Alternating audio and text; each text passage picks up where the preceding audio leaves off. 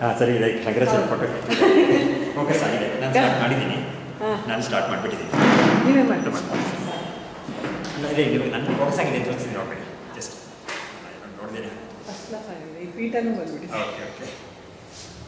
ಓಂ ಸದಾಶಿವಸಮಾರಂಭಾಂ ಶಂಕರಾಚಾರ್ಯಮಧ್ಯಮಾಂ ಅಸ್ಮದಾಚಾರ್ಯಪರ್ಯಂತಾಂ ವಂದೇ ಗುರುಪರಂಪರಾಂ ಶ್ರುತಿಸ್ಮೃತಿಪುರಾಣಾನಾಂ ಆಲಯಂ ಕರುಣಾಲಯಂ ನಮಾಮಿ ಭಗವತ್ಪಾದಂ ಶಂಕರಂ ಲೋಕಶಂಕರಂ. ಈಶ್ವರೋ ಗುರುರಾತ್ಮೇತಿ ಮೂರ್ತಿಭೇದ ವಿಭಾಗಿನೇ ವ್ಯೋಮವದ್ವ್ಯಾಪ್ತದೇಹಾಯ ದಕ್ಷಿಣಾಮೂರ್ತಯೇ ನಮಃ.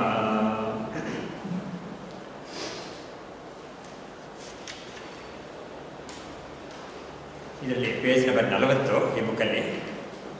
ಅಲ್ಲಿ ನಾವು ಪ್ರಾರಂಭ ಮಾಡಿದ್ವಿ ಅವತ್ತು. All this is succinctly expressed in the line ಯಸ್ಯೈವ ಸ್ಫುರಣಂ ಸದಾತ್ಮಕಂ ಅಸತ್ಕಲ್ಪಾರ್ಥಕಂ ಭಾಸತೆ ಅಂತ ಅಷ್ಟಕದಲ್ಲಿ 3ನೇ ಶ್ಲೋಕ ಬರುತ್ತಲ್ಲ. ಆ ಶ್ಲೋಕದಲ್ಲಿ ಆ್ಯಕ್ಚುಲಿ ಇದು 3ನೇ ಶ್ಲೋಕ ತಗೊಂಡಿಲ್ಲ, ಇನ್ನು ಇವರು ಪ್ರಾರಂಭನೆ ಮಾಡ್ತಾ ಇದ್ದಾರೆ. ಆದರೆ 3ನೇ ಶ್ಲೋಕದಲ್ಲಿರೋ ಈ ವಿಷಯವನ್ನು ಇಲ್ಲಿ ಮಧ್ಯ ಹೇಳ್ತಾ ಇದ್ದಾರೆ. ಹಾಗಾಗಿ ಈ ಚೈತನ್ಯ ಸ್ವರೂಪ ಅಂತ ಇದೆಯಲ್ಲ ಅದನ್ನು ಅದ್ರ ಬಗ್ಗೆ ಹೇಳ್ತಾ ಇದ್ದಾರೆ. ಇಲ್ಲಿ ದ ವಿದ್ವಾನ್ ಹೂ ಎಸ್ ರಿಯಲೈಸ್ ಸರ್ವಾತ್ಮತ್ವ is none other than Ishwara. ಅದನ್ನ ಪುಸ್ತಕದಲ್ಲಿದೆ ನೋಡಿ. ಇದು as seen from the standpoint of parlance ವ್ಯಾವಹಾರಿಕ ದೃಷ್ಟಿಯ ಅಂಡ್ ಇನ್ ಹಿಮ್ಸೆಲ್ಫ್ ಈಸ್ ಬ್ರಹ್ಮಾತ್ಮ ಸ್ವರೂಪ ಭಗವಾನ್ ವಾರ್ತಿಕಕಾರಪಾದ ಅದು ಒಂದು ಶ್ಲೋಕವನ್ನು ಹೇಳಿದ್ದಾರೆ ಅಂತ ಅದನ್ನು ನಾವು ನೋಡಿದ್ವಿ. ಅಂದರೆ ಯಾರು ಈ ಆತ್ಮಜ್ಞಾನವನ್ನು ಪಡ್ಕೊಂಡಿದ್ದಾನೋ, ತನ್ನ ಸ್ವರೂಪವಾಗೇ ಇದನ್ನು ತಿಳ್ಕೊಂಡಿದ್ದಾನೋ, ನಾನು ಬ್ರಹ್ಮಸ್ವರೂಪವೇ ಅಂತ ಅವನಿಗೆ ಒಂದು ಮನವರಿಕೆ ಆಗಿದೆಯೋ, ಅವನು ತನ್ನನ್ನು ಸರ್ವಾತ್ಮ ಸ್ವರೂಪ, ಅಂದರೆ ಸರ್ವಾತ್ಮ ಅಂತ ಹೇಳಿದ್ರೆ ಲೋಕದಲ್ಲಿ ನಾವು ಏನೇನು ನೋಡ್ತೀವೋ ಎಲ್ಲದಕ್ಕೂ ನಾನೇ ಆತ್ಮ ಅಂತ ಅವನು ತಿಳ್ಕೊಳ್ತಾನೆ. ಆತ್ಮ ಅಂತ ಹೇಳಿದ್ರೆ ಏನು ವಿಷಯ ಅಂತ ಹೇಳಿದ್ರೆ, ಈ ಆತ್ಮ ಅನ್ನೋ ಶಬ್ದಕ್ಕೆ ಮುಖ್ಯವಾದ ವಿಷಯ ಅರ್ಥ ಏನು ಅಂತ ಹೇಳಿದ್ರೆ ನಮ್ಮ ಶುದ್ಧ ಚೈತನ್ಯ, ನಮ್ಮ ಸ್ವರೂಪ ಯಾವುದೋ ಅದೇ ಆತ್ಮ. ನಾವು ಯಾರಾಗಿದ್ದೀವೋ ವಾಸ್ತವವಾಗಿ ಅದೇ ಆತ್ಮ. ಈ ಆತ್ಮ ಅನ್ನೋ ಶಬ್ದವನ್ನು ಯಾವುದಕ್ಕೂ ಕೂಡ ಒಂದು ಎಸೆನ್ಸ್ ಅಂತ ಇದೆಯಲ್ಲ ಆ ಅರ್ಥದಲ್ಲೂ ಕೂಡ ಉಪಯೋಗಿಸಿದ್ದಾರೆ. ಇಲ್ಲಿ ಆ ಅರ್ಥದಲ್ಲಿ ಹೇಳ್ತಾ ಇದ್ದಾರೆ. ಈ ಪ್ರಪಂಚಕ್ಕೆಲ್ಲ ಯಾವುದು ಎಸೆನ್ಸ್ ಅಂತ ಕೇಳಿದ್ರೆ ಅದು ಆತ್ಮ ಅಂತ. ಹಾಗಾಗಿ ಈ ಎಸೆನ್ಸ್ ಅನ್ನೋದನ್ನ ಈ ಆತ್ಮ ಅನ್ನೋ ಶಬ್ದದಿಂದ ಹೇಳೋದು ನಮಗೆ ಬೇಕಾದಷ್ಟು ಕಡೆ ಇದೆ. ಒಂದು ಉದಾಹರಣೆಗೆ ಏನು ಹೇಳ್ಬೋದು ಅಂತ ಹೇಳಿದ್ರೆ, ಮಣ್ಣಿಂದ ಮಾಡಲ್ಪಟ್ಟ ಒಂದು ಪಾತ್ರೆ ಅಥವಾ ಒಂದು ಘಟ ಇದೆಯಲ್ಲ, ಅದಕ್ಕೆ ಏನು ಹೇಳ್ತಾರೆ ಸಂಸ್ಕೃತದಲ್ಲಿ ಅಂತ ಹೇಳಿದ್ರೆ ಮೃದಾತ್ಮಕ ಘಟಃ ಅಂತ ಹೇಳ್ತಾರೆ. ಹಾಗಾಗಿ ಮೃದಾತ್ಮಕ ಅಂತ ಹೇಳಿದ್ರೆ ಏನು, ಮೃತ್ತನ್ನ ತನ್ನ ಆತ್ಮವಾಗಿ ಇಟ್ಕೊಂಡಿರೋದು ಘಟ ಅಂತ ಇಟ್ಕೊಳ್ಳೋದ್ರಿಂದ ಮೃದಾತ್ಮಕ ಅಂತ ಹೇಳ್ತಾರೆ. ಹಾಗಾಗಿ ಆತ್ಮ ಅನ್ನೋ ಶಬ್ದ ಅಲ್ಲಿ ಎಸೆನ್ಸ್ ಬರ್ಕೋಬಹುದು. ಅದೇ ಮೃದಾತ್ಮಕ ಘಟಃ ಅಂತ. ಮೃದಾತ್ಮಕ ಅಂತ ಹೇಳಿದ್ರೆ ಮೃತ್ತನ್ನು ಆತ್ಮವಾಗಿ ಇಟ್ಕೊಂಡಿರೋದು ಅಂತ ಹೇಳಿದ್ರೆ, ಮೃತ್ತೇ ಅದರ ಉಪಾದಾನ ಕಾರಣ, ಮೃತ್ತೇ ಅದರ ಒಂದು ಎಸೆನ್ಸ್ ಅಂತ. ಅದರಲ್ಲಿ ಏನು ತಿರುಳು ಇದೆ ವಾಸ್ತವವಾಗಿ ಅಂತ ಹೇಳಿದ್ರೆ ಅದು ಮೃತ್ತೇನೆ. ಆಮೇಲೆ ಇನ್ನೊಂದು ಉದಾಹರಣೆ ಇದೆ ಅದಕ್ಕೇನೆ, ಸುವರ್ಣಾತ್ಮಕಂ ಕುಂಡಲಂ ಅಂತ. ಸುವರ್ಣಾತ್ಮಕಂ ಕುಂಡಲಂ ಅಂತ. ಇವಾಗ ಕುಂಡಲ ಅಂತ ತಗೊಂಡ್ರೆ ಒಂದು ಆಭರಣ. ಅದು ಈ ಆಭರಣ ಅನ್ನೋದು ಕೂಡ ಯಾವುದರಿಂದ ಆಗಿದೆ ಅಂತ ಹೇಳಿದ್ರೆ ಬಂಗಾರದಿಂದ ಆಗಿದೆ ಅನ್ನೋದನ್ನ ಆ ಶಬ್ದ ಹೇಳುತ್ತೆ. ಸುವರ್ಣಾತ್ಮಕಂ ಅಂತ. ಸುವರ್ಣವನ್ನು ತನ್ನ ಆತ್ಮವಾಗಿ ಇಟ್ಕೊಂಡಿದೆ ಅಂತ ಹೇಳಿದ್ರೆ ಸುವರ್ಣವೇ ಅದರ ಎಸೆನ್ಸ್ ಅಂತ. ಅದರ ಒಂದು ಮುಖ್ಯವಾದ ವಸ್ತು ಏನು ಅಂತ ಹೇಳಿದ್ರೆ ಸುವರ್ಣ ಅಂತ. ಇವಾಗ ಒಬ್ಬರು ಪ್ರಶ್ನೆ ಮಾಡ್ಬೋದು, ನೋಡು ಒಂದು ಘಟ ಅಂತ ಹೇಳಿದ್ರೆ ಒಂದು ಕುಡಿಕೆ ಮಡಿಕೆ.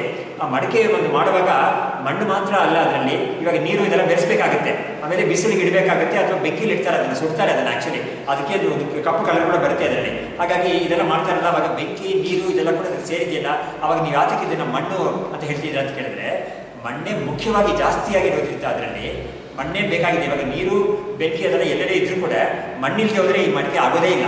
ಹಾಗಾಗಿ ಮಣ್ಣೇ ಅದರ ಒಂದು ಮುಖ್ಯವಾದ ಕಾರಣವಾಗಿರೋದ್ರಿಂದ ಅದಕ್ಕೆ ಮಣ್ಣಿನ ಪಾತ್ರೆ ಅಥವಾ ಮಣ್ಣಿನ ಇದು ಕುಡಿಕೆ ಅಂತ ಹೇಳ್ತೀವಿ ನಾವು. ಇದಕ್ಕೆ ನಾನೊಂದ್ಸತಿ ಒಂದು ಪಂಡಿತರನ್ನ ಕೇಳಿದೆ, ನಾವು ಮಣಿದ್ರವ್ಯ ಶಾಸ್ತ್ರಿಗಳಂತಿದ್ದಾರಲ್ಲ ಅವ್ರ ಥರ ಕೇಳಿದೆ ನಾನು. ಈ ಥರ ಕೆಲವರು ಹೇಳ್ತಾರಲ್ಲ, ಮಣ್ಣಿನ ಪಾತ್ರೆ ಅಂತ ಯಾತಕ್ಕೆ ನೀವು ಮೃತಾತ್ಮಕ ಅಂತ ಯಾತಕ್ಕೆ ಹೇಳ್ತೀರಾ, ಅದಕ್ಕೆ ಬೆಂಕಿ ನೀರೆಲ್ಲ ಕೂಡ ಸೇರುತ್ತಲ್ಲ ಅಂತ ಕೇಳಿದಾಗ ಅವ್ರು ಹೇಳಿದ್ರು, ನೋಡು ನೀನು ಅದೆಲ್ಲ ಬಿಡು, ಲೋಕದಲ್ಲಿ ಹೋಗಿ ಒಬ್ಬನಿಗೆ ಪಾತ್ರೆ ಒಂದು ಘಟ ಬೇಕು ಅಂತ ಹೇಳಿದ್ರೆ ಅವನು ಕುಂಬಾರನ ಹತ್ರ ಹೋಗ್ಬಿಟ್ಟು ನನಗೆ ಒಂದು ಮಣ್ಣಿನ ಘಟ ಅಂತಲೇ ಬೇಕು ಅಂತ ಕೇಳ್ತಾನೆ, ನಾನು ಮೃತ ಪಾತ್ರೆ ಬೇಕು ಅಂತ ಕೇಳ್ತಾನೆ ನಾನು. ಹಾಗಾಗಿ ಅದಕ್ಕೆ ನೀರಿನ ಪಾತ್ರೆನೋ ಬೆಂಕಿ ಪಾತ್ರೆ ಅಂತ ಏನು ಹೇಳಲ್ಲ, ಅದಕ್ಕೆ ಮಣ್ಣಿನ ಪಾತ್ರೆ ಅಂತಲೇ ಅದಕ್ಕೆ ಹೆಸರು. ಅದೇ ಥರ ಈ ಬಂಗಾರದ ಕುಂಡಲಕ್ಕೆ ಬರೀ ಬಂಗಾರದಲ್ಲಿ ಮಾಡೋಕ್ಕಾಗಲ್ಲ ಅಂತ ಅಕ್ಸಾಲಿಗಳು ಗೊತ್ತದಕ್ಕೆ, ಅದು ಸ್ವಲ್ಪ ಕಾಪರ್ ಮಿಕ್ಸ್ ಮಾಡ್ತಾರೆ ಅವರು. ಹಾಗಿದ್ರೂ ಕೂಡ ನಾವು ಕಾಪರ್ ಇದು ರಿಂಗ್ ಅಥವಾ ಕಾಪರ್ ಇದು ಬ್ರೇಸ್ಲೆಟ್ ಅಂತ ಕೇಳಲ್ಲ, ನಾವು ಗೋಲ್ಡನ್ ಅಂತಲೇ ಕೇಳ್ತೀವಿ. ಯಾಕೆ ಅಂದರೆ ಗೋಲ್ಡೇ ಅದರಲ್ಲಿ ಮೇಯ್ನ್ ಆಗಿರೋದು ವಸ್ತು. ಹಾಗಾಗಿ ಮೃತ ಅನ್ನೋದು ಸುವರ್ಣ ಅನ್ನೋದು ಅದರ ಆತ್ಮ ಎಸೆನ್ಸ್ ಅಂತ. ಅದೇ ಥರನೇ ಈ ಪ್ರಪಂಚಕ್ಕೆಲ್ಲ ಎಸೆನ್ಸ್ ಏನು ಅಂತ ಹೇಳಿದ್ರೆ ನಮ್ಮ ಆತ್ಮ, ನಮ್ಮ ಚೈತನ್ಯವೇ ಎಸೆನ್ಸ್ ಎಲ್ಲದಕ್ಕೂ.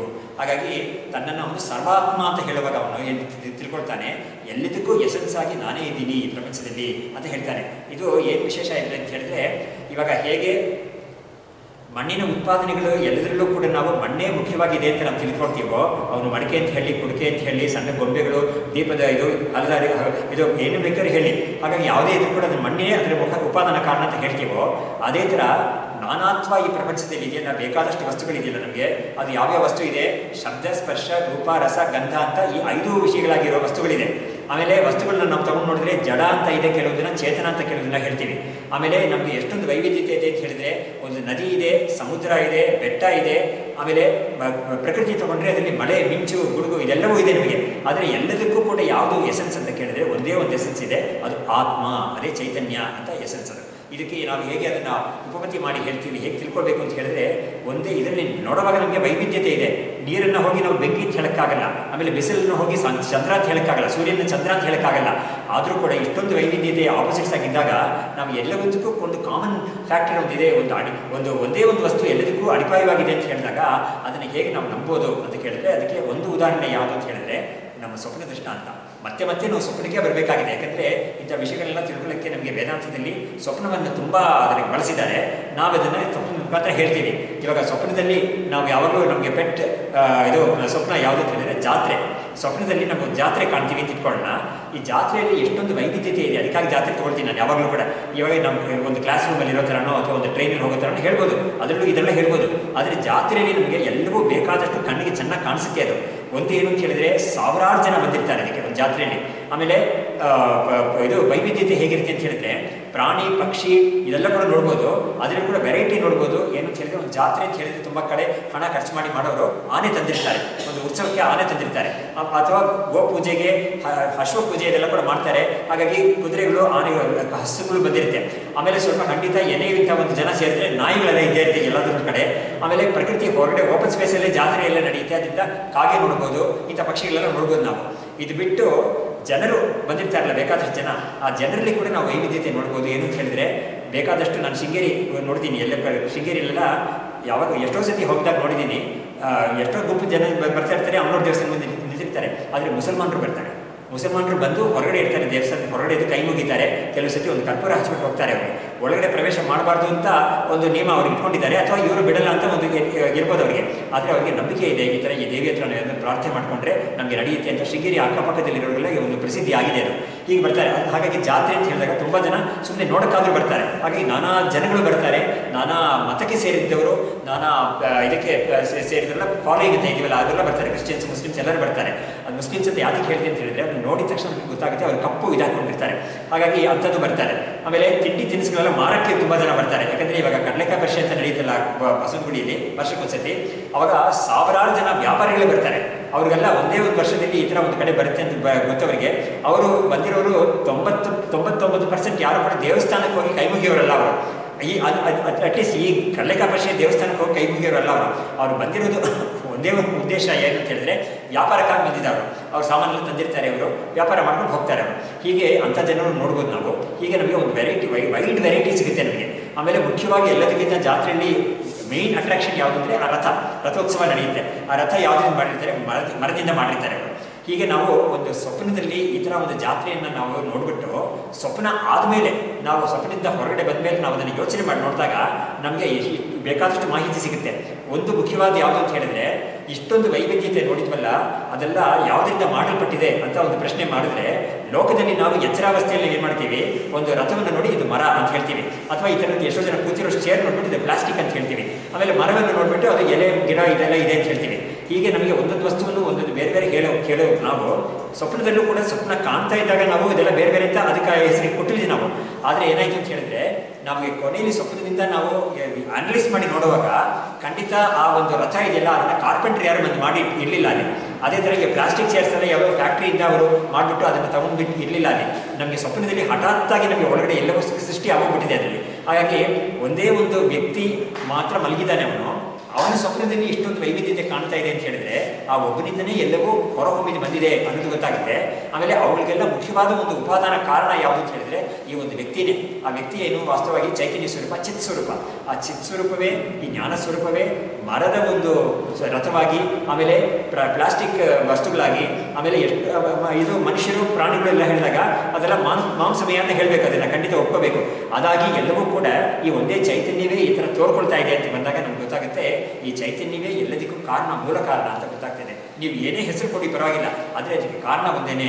ಹಾಗಾಗಿ ಅದಕ್ಕೆ ಹೇಗೆ ನಾವು ಲೋಕದಲ್ಲಿ ಅದಕ್ಕೆ ನೀನು ಚೈನ್ ಅಂತ ಕರಿ, ಅಥವಾ ಉಂಗುರ ಅಂತ ಕರಿ, ಅಥವಾ ಏನಾದರೂ ಒಂದು ಬ್ರೇಸ್ಲೆಟ್ ಅಂತ ಕರಿ, ಏನಾದರೂ ಕರಿ ನೀನು, ಆದರೆ ಬಂಗಾರ ಅಂತ ಹೇಗೆ ನಾವು ನಿರ್ಣಯ ಮಾಡಿದ್ದೀವೋ ಅದೇ ಥರ ಲೋಕದಲ್ಲಿ ನೀನು ನದಿ ಅಂತ ಕರಿ, ಗಿರಿ ಅಂತ ಕರಿ, ಅಥವಾ ಏನಾದರೂ ಬೆಟ್ಟ, ಸಮುದ್ರ, ಏನೇ ಹೆಸರು ಕೊಡು ನಿನಗೆ, ಅದಕ್ಕೆ ಎಲ್ಲದಕ್ಕೂ ಇರೋದು ಒಂದೇ ಒಂದು ಹೆಸರು. ಕಾರಣ ಯಾವುದು ಅಂತ ಹೇಳಿದ್ರೆ ಆತ್ಮ, ಚೈತನ್ಯ, ಅದೊಂದೇ ಕಾರಣ ವಾಸ್ತವವಾಗಿ.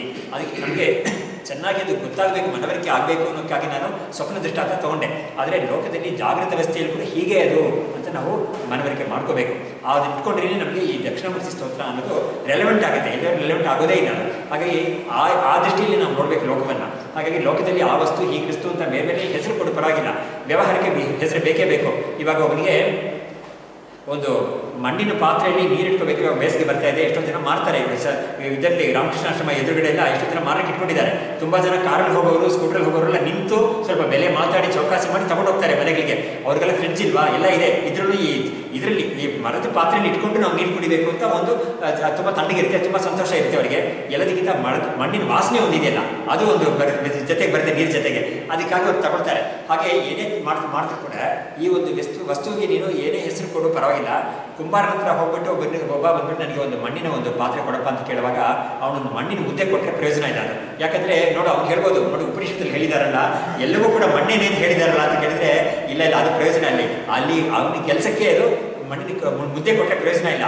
ಅವನಿಗೆ ಒಂದು ಪಾತ್ರೆ ಕೊಟ್ಟರೆ ಪ್ರಯೋಜನ ಆಗುತ್ತೆ, ನೀರು ಹಿಡಿಯೋಕ್ಕೆ, ಯಾವುದಕ್ಕೂ ಅಡುಗೆ ಮಾಡೋಕ್ಕೂ ಎಲ್ಲದಕ್ಕೂ ಅದೇ ಪ್ರಯೋಜನ ಆಗುತ್ತೆ.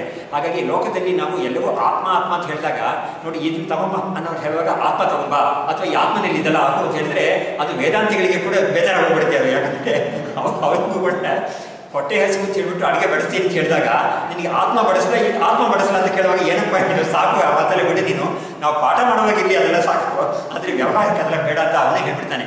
ಹಾಗಾಗಿ ಇದು ವ್ಯವಹಾರಕ್ಕಾದರೆ ಇದ್ರೂ ಕೂಡ ಪರೀಕ್ಷಕರ ದೃಷ್ಟಿ ಏನು, ಚಿಂತನೆ ಮಾಡೋದ್ರ ದೃಷ್ಟಿ ಏನು ಅಂತ ಕೇಳಿದ್ರೆ ಅವ್ರ ದೃಷ್ಟಿಯಲ್ಲಿ ಹೀಗಿರಬೇಕದು ಅಂತ ಅವ್ರಿಗಾಗಿ ಈ ಗ್ರಂಥಗಳೆಲ್ಲ ಇರೋದು. ಹಾಗಾಗಿ ಪರೀಕ್ಷೆ ಮಾಡೋರಿಗಾಗೆ ಇರೋದಿದು. ಹಾಗಾಗಿ ಪರೀಕ್ಷೆ ಮಾಡಿ ನೀನು ತೀರ್ಮಾನ ಮಾಡಬೇಕು ಅಂದರೆ ಅದಕ್ಕೆ ನೀನು ಹೀಗೆ ತಿಳ್ಕೊಬೇಕು ನೀನು ಅಂತ ತೋರಿಸ್ಕೊಡ್ತಾ ಇದ್ದಾರೆ. ಹಾಗಾಗಿ ಸರ್ವಾತ್ಮತ್ವ ಅಂತ ಹೇಳಿದಾಗ ನಾನೇ ಸರ್ವಕ್ಕೂ ಆತ್ಮ ಅಂತ ತಿಳ್ಕೊಂಡಾಗ ತನ್ನ ಚೈತನ್ಯದ ಇಟ್ಕೊಂಡು ಹೇಳ್ತಾನೆ, ತನ್ನ ದೇಹವನ್ನು ಇಟ್ಕೊಂಡು ಹೇಳೋಕ್ಕಾಗಲ್ಲ ಅದನ್ನು. ಯಾಕಂದರೆ ಎಲ್ಲದಕ್ಕೂ ಆತ್ಮ ಅಂತ ಅವನು ಕೈ ತೋರಿಸುವಾಗಲೇ ಎಲ್ಲದು ಅಂತ ಅಲ್ಲಿ ತನ್ನ ದೇಹವನ್ನು ಬಿಟ್ಟು ಅದನ್ನು ತೋರಿಸ್ತಾ ಇರ್ತಾನೆ. ಆವಾಗ ಈ ದೇಹವನ್ನು ಇಟ್ಕೊಂಡ್ರೆ ಸಾಧ್ಯ ಅದು. ಯಾಕಂದರೆ ಒಂದು ಮನುಷ್ಯ ಅಂತ ತಗೊಂಡ್ರೆ ಅವ್ರು ಒಂದೇ ಚೇರಲ್ಲಿ ಕೂತ್ಕೊಳ್ಳೋಕ್ಕಾಗೋದು ಒಂದು ಸಮಯದಲ್ಲಿ, ಅಲ್ವಾ? ಎರಡು ಚೇರಲ್ಲಿ ಅವ್ನು ಕೂತ್ಕೊಳ್ಳೋಕ್ಕಾಗಲ್ಲ. ಅವನು ಹೇಗೆ ಇದ್ದರೂ ಕೂಡ ಪಕ್ಕದ ಚೇರದಲ್ಲಿ ಇನ್ನೊಬ್ಬರೇ ಕೂತಿರ್ತಾರೆ ಹೊರತು ಅವನು ಎಲ್ಲ ಕಡೆನೂ ಇರೋಕ್ಕಾಗಲ್ಲ. ಅದು ಖಂಡಿತ ದೇಹಕ್ಕೆ ಒಂದು ಇರೋದು ಪರಿಚ್ಛಿನ್ನತೆ. ಈ ಪರಿಚ್ಛಿನ್ನತೆಗೆ ನಾವು ಏನು ಹೆಸರು ಕೊಟ್ಟಿದ್ದೀವಿ? ದೇಶ ಪರಿಚ್ಛೇದ ಅಂತ ಕೊಟ್ಟಿದ್ದೀವಿ. ವಸ್ತು ಪರಿಚ್ಛೇದನೂ ಸೇರಿಸ್ಕೋಬೇಕು. ಅದಕ್ಕೆ 3 ವಿಧವಾದ ಪರಿಚ್ಛೇದ ನಾವು ಹೇಳಿದ್ದೀವಿ. ಪರಿಚ್ಛೇದ ಅಂದರೆ ಲಿಮಿಟೇಷನ್ ಅಂತ 3 ಟೈಪ್ಸ್ ಆಫ್ ಲಿಮಿಟೇಷನ್ ಇದೆ. ಒಂದೊಂದು ವಸ್ತುವು ಕೂಡ ಕಾಲತಃ ಪರಿಚ್ಛೇದ, ದೇಶತಃ ಪರಿಚ್ಛೇದ, ವಸ್ತುತಃ ಪರಿಚ್ಛೇದ ಅಂತ ಈ ಕಾನ್ಸೆಪ್ಟ್ಸ್ ಮತ್ತೆ ರಿಪೀಟ್ ಮಾಡ್ತಾ ಇರ್ತೀನಿ. ಯಾಕಂದರೆ ನನಗೆ ಮನಸ್ಸಲ್ಲಿ ಮರ್ತೋಗ್ಬಿಡ್ತೀವಿ ಮಧ್ಯ. ಹಾಗಾಗಿ ನಾವು ಜ್ಞಾಪಕ ಇಟ್ಕೋಬೇಕು ಅಂತ ಹೇಳ್ತಾ ಇದ್ದೀನಿ. ಕಾಲತಃ ಪರಿಚ್ಛೇದ ಅಂತ ಹೇಳಿದ್ರೆ ಏನು? ನಾವು ಇವಾಗ ಯಾವ ಒಂದು ವಸ್ತುವನ್ನು ನೋಡ್ತಾ ಇದ್ದೀವೋ ಆ ವಸ್ತು ಉತ್ಪತ್ತಿ ಆಗೋಕ್ಕೆ ಮುಂಚೆ ಅದಿರಲಿಲ್ಲ. ಆಮೇಲೆ ಒಂದಾನೊಂದು ಸಮಯದಲ್ಲಿ ಎಲ್ಲ ವಸ್ತುವು ಕೂಡ ನಾಶವಾಗುತ್ತೆ. ನಾಶವಾದ ಮೇಲೆ ಅದು ಇರೋಲ್ಲ. ಹಾಗಾಗಿ ಮಧ್ಯದಲ್ಲಿ ಮಾತ್ರ ಇರುತ್ತೆ ಅದು. ಹಾಗಾಗಿ ಅದಕ್ಕೆ ಟೈಮ್ ವೈಸ್ ಲಿಮಿಟೇಷನ್ ಇದೆ. ಅದಕ್ಕೆ ಯಾವಾಗಲೂ ಇದೆ ಅಂತ ಹೇಳಕ್ಕೆ ಬರೋದೇ ಇಲ್ಲ. ಯಾವ ವಸ್ತುವನ್ನು ಕೂಡ ಹೇಳಕ್ಕೆ ಬರೋದೇ ಇಲ್ಲ. ಎಷ್ಟೋ ದೊಡ್ಡ ನಾವು ಒಂದು ಹಿಮಾಲಯನ್ ಮೌಂಟೇನ್ ಇದು ನೋಡ್ಬಿಟ್ಟು ನಾವು ಎಷ್ಟೋ ಕಾಲದಿಂದ ಇದೆ ಅಂತ ಹೇಳಿದ್ರು ಕೂಡ ಸೈಂಟಿಸ್ಟ್ ಎಲ್ಲ ಹೇಳ್ತಾರೆ ಇಲ್ಲ ಹಾಗಲ್ಲ, ಅದು ಕೆಲವು ಸತಿ ಬಂದು ಕರ್ಗೋಗ್ತಾ ಇರುತ್ತೆ, ಕೆಲವೆಲ್ಲ ಬಿದ್ದೋಗ್ತಾ ಇರುತ್ತೆ. ಅದರಿಂದ ಆಮೇಲೆ ಅಟ್ಮಾಸ್ಫಿಯರಲ್ಲಿ ಕೆಲವೆಲ್ಲ ಬಂದು ಸೇರ್ಕೊಳ್ತಾ ಇರುತ್ತೆ ಅಂತ ಹೇಳ್ಬಿಟ್ಟು ಅದು ಹೀಗೆ ಇರುತ್ತೆ, ಯಾವಾಗಲೂ ಅಂತ ಹೇಳಕ್ಕೆ ಬರೋದೇ ಇಲ್ಲ ಅಂತ ಆಗುತ್ತೆ ಅದು. ಸೊ ಇದೊಂದು ಯಾವುದು ಅಂತ ಹೇಳಿದ್ರೆ ಟೈಮ್ ವೈಸ್ ಲಿಮಿಟೇಷನ್ ಅಂತ ಎಲ್ಲ ವಸ್ತುಗೂ ಇದೆ. ಇನ್ನೊಂದು ಸ್ಪೇಸ್ ವೈಸ್ ಲಿಮಿಟೇಷನ್, ಅದೇ ದೇಶತಃ ಪರಿಚ್ಛೇದ ಅಂತ. ಅದಕ್ಕೆ ನಾನು ಉದಾಹರಣೆ ಕೊಟ್ಟೆ. ಒಂದು ಚೇರಲ್ಲಿ ಒಬ್ಬರೇ ಕೂತ್ಕೊಳ್ಳೋಕ್ಕಾಗುತ್ತೆ, ಇನ್ನೊಂದು ಚೇರಲ್ಲಿ ಅವರೇ ಕೂತ್ಕೊಳ್ಳೋಕೆ ಆಗೋದಿಲ್ಲ ಒಂದೇ ಸಮಯದಲ್ಲಿ ಅಂತ. ಹಾಗಾಗಿ ಅವರು ಅಷ್ಟಕ್ಕೆ ಮಾತ್ರ ಸೀಮಿತ ಅವರು. ಹಾಗಾಗಿ ಅವ್ರು ಎದ್ದು ನಡಿಬೋದು. ನಡೆಯುವಾಗ ಕೂಡ ಏನಾಗುತ್ತೆ ಅಂತ ಹೇಳಿದ್ರೆ ಒಂದು ಹೆಜ್ಜೆ ಇಟ್ಟ ಮೇಲೆ ಇನ್ನೊಂದು ಹೆಜ್ಜೆ 2 ಹೆಜ್ಜೆ ಇಟ್ಟು ಆ ಕಡೆ ಹೋದ್ಮೇಲೆ ಅವ್ರು ಈ ಜಾಗದಲ್ಲಿ ಇರಲ್ಲ, ಅವರು ಅಲ್ಲಿ ಮಾತ್ರ ಇರ್ತಾರೆ ಅವರು. ಹಾಗಾಗಿ ದೇಶ ಪರಿಚ್ಛೇದ ಅನ್ನೋದು ಎಲ್ಲ ವಸ್ತುಗೂ ಇದೆ ಅಂತ ಆಗುತ್ತೆ. 3ನೇದು ವಸ್ತು ಪರಿಚ್ಛೇದ ಅಂತ. ಅದು ಯಾವುದು ಅಂತ ಹೇಳಿದ್ರೆ ಟೇಬಲ್ ಚೇರ್ ಅಲ್ಲ, ಚೇರ್ ಟೇಬಲ್ ಅಲ್ಲ, ಎರಡು ಬೇರೆ ಬೇರೆ ತಾನೆ ಖಂಡಿತ. ಹಾಗಾಗಿ ಟೇಬಲ್ ಮತ್ತು ಚೇರ್ ಎರಡು ಕೂಡ ಒಂದಕ್ಕೊಂದು ಲಿಮಿಟ್ ಮಾಡ್ಕೊಂಡ್ಬಿಡುತ್ತೆ. ಅದು ಲಿಮಿಟ್ ಅಂದರೆ not space wise limitation, not time wise limitation, but object wise limitation.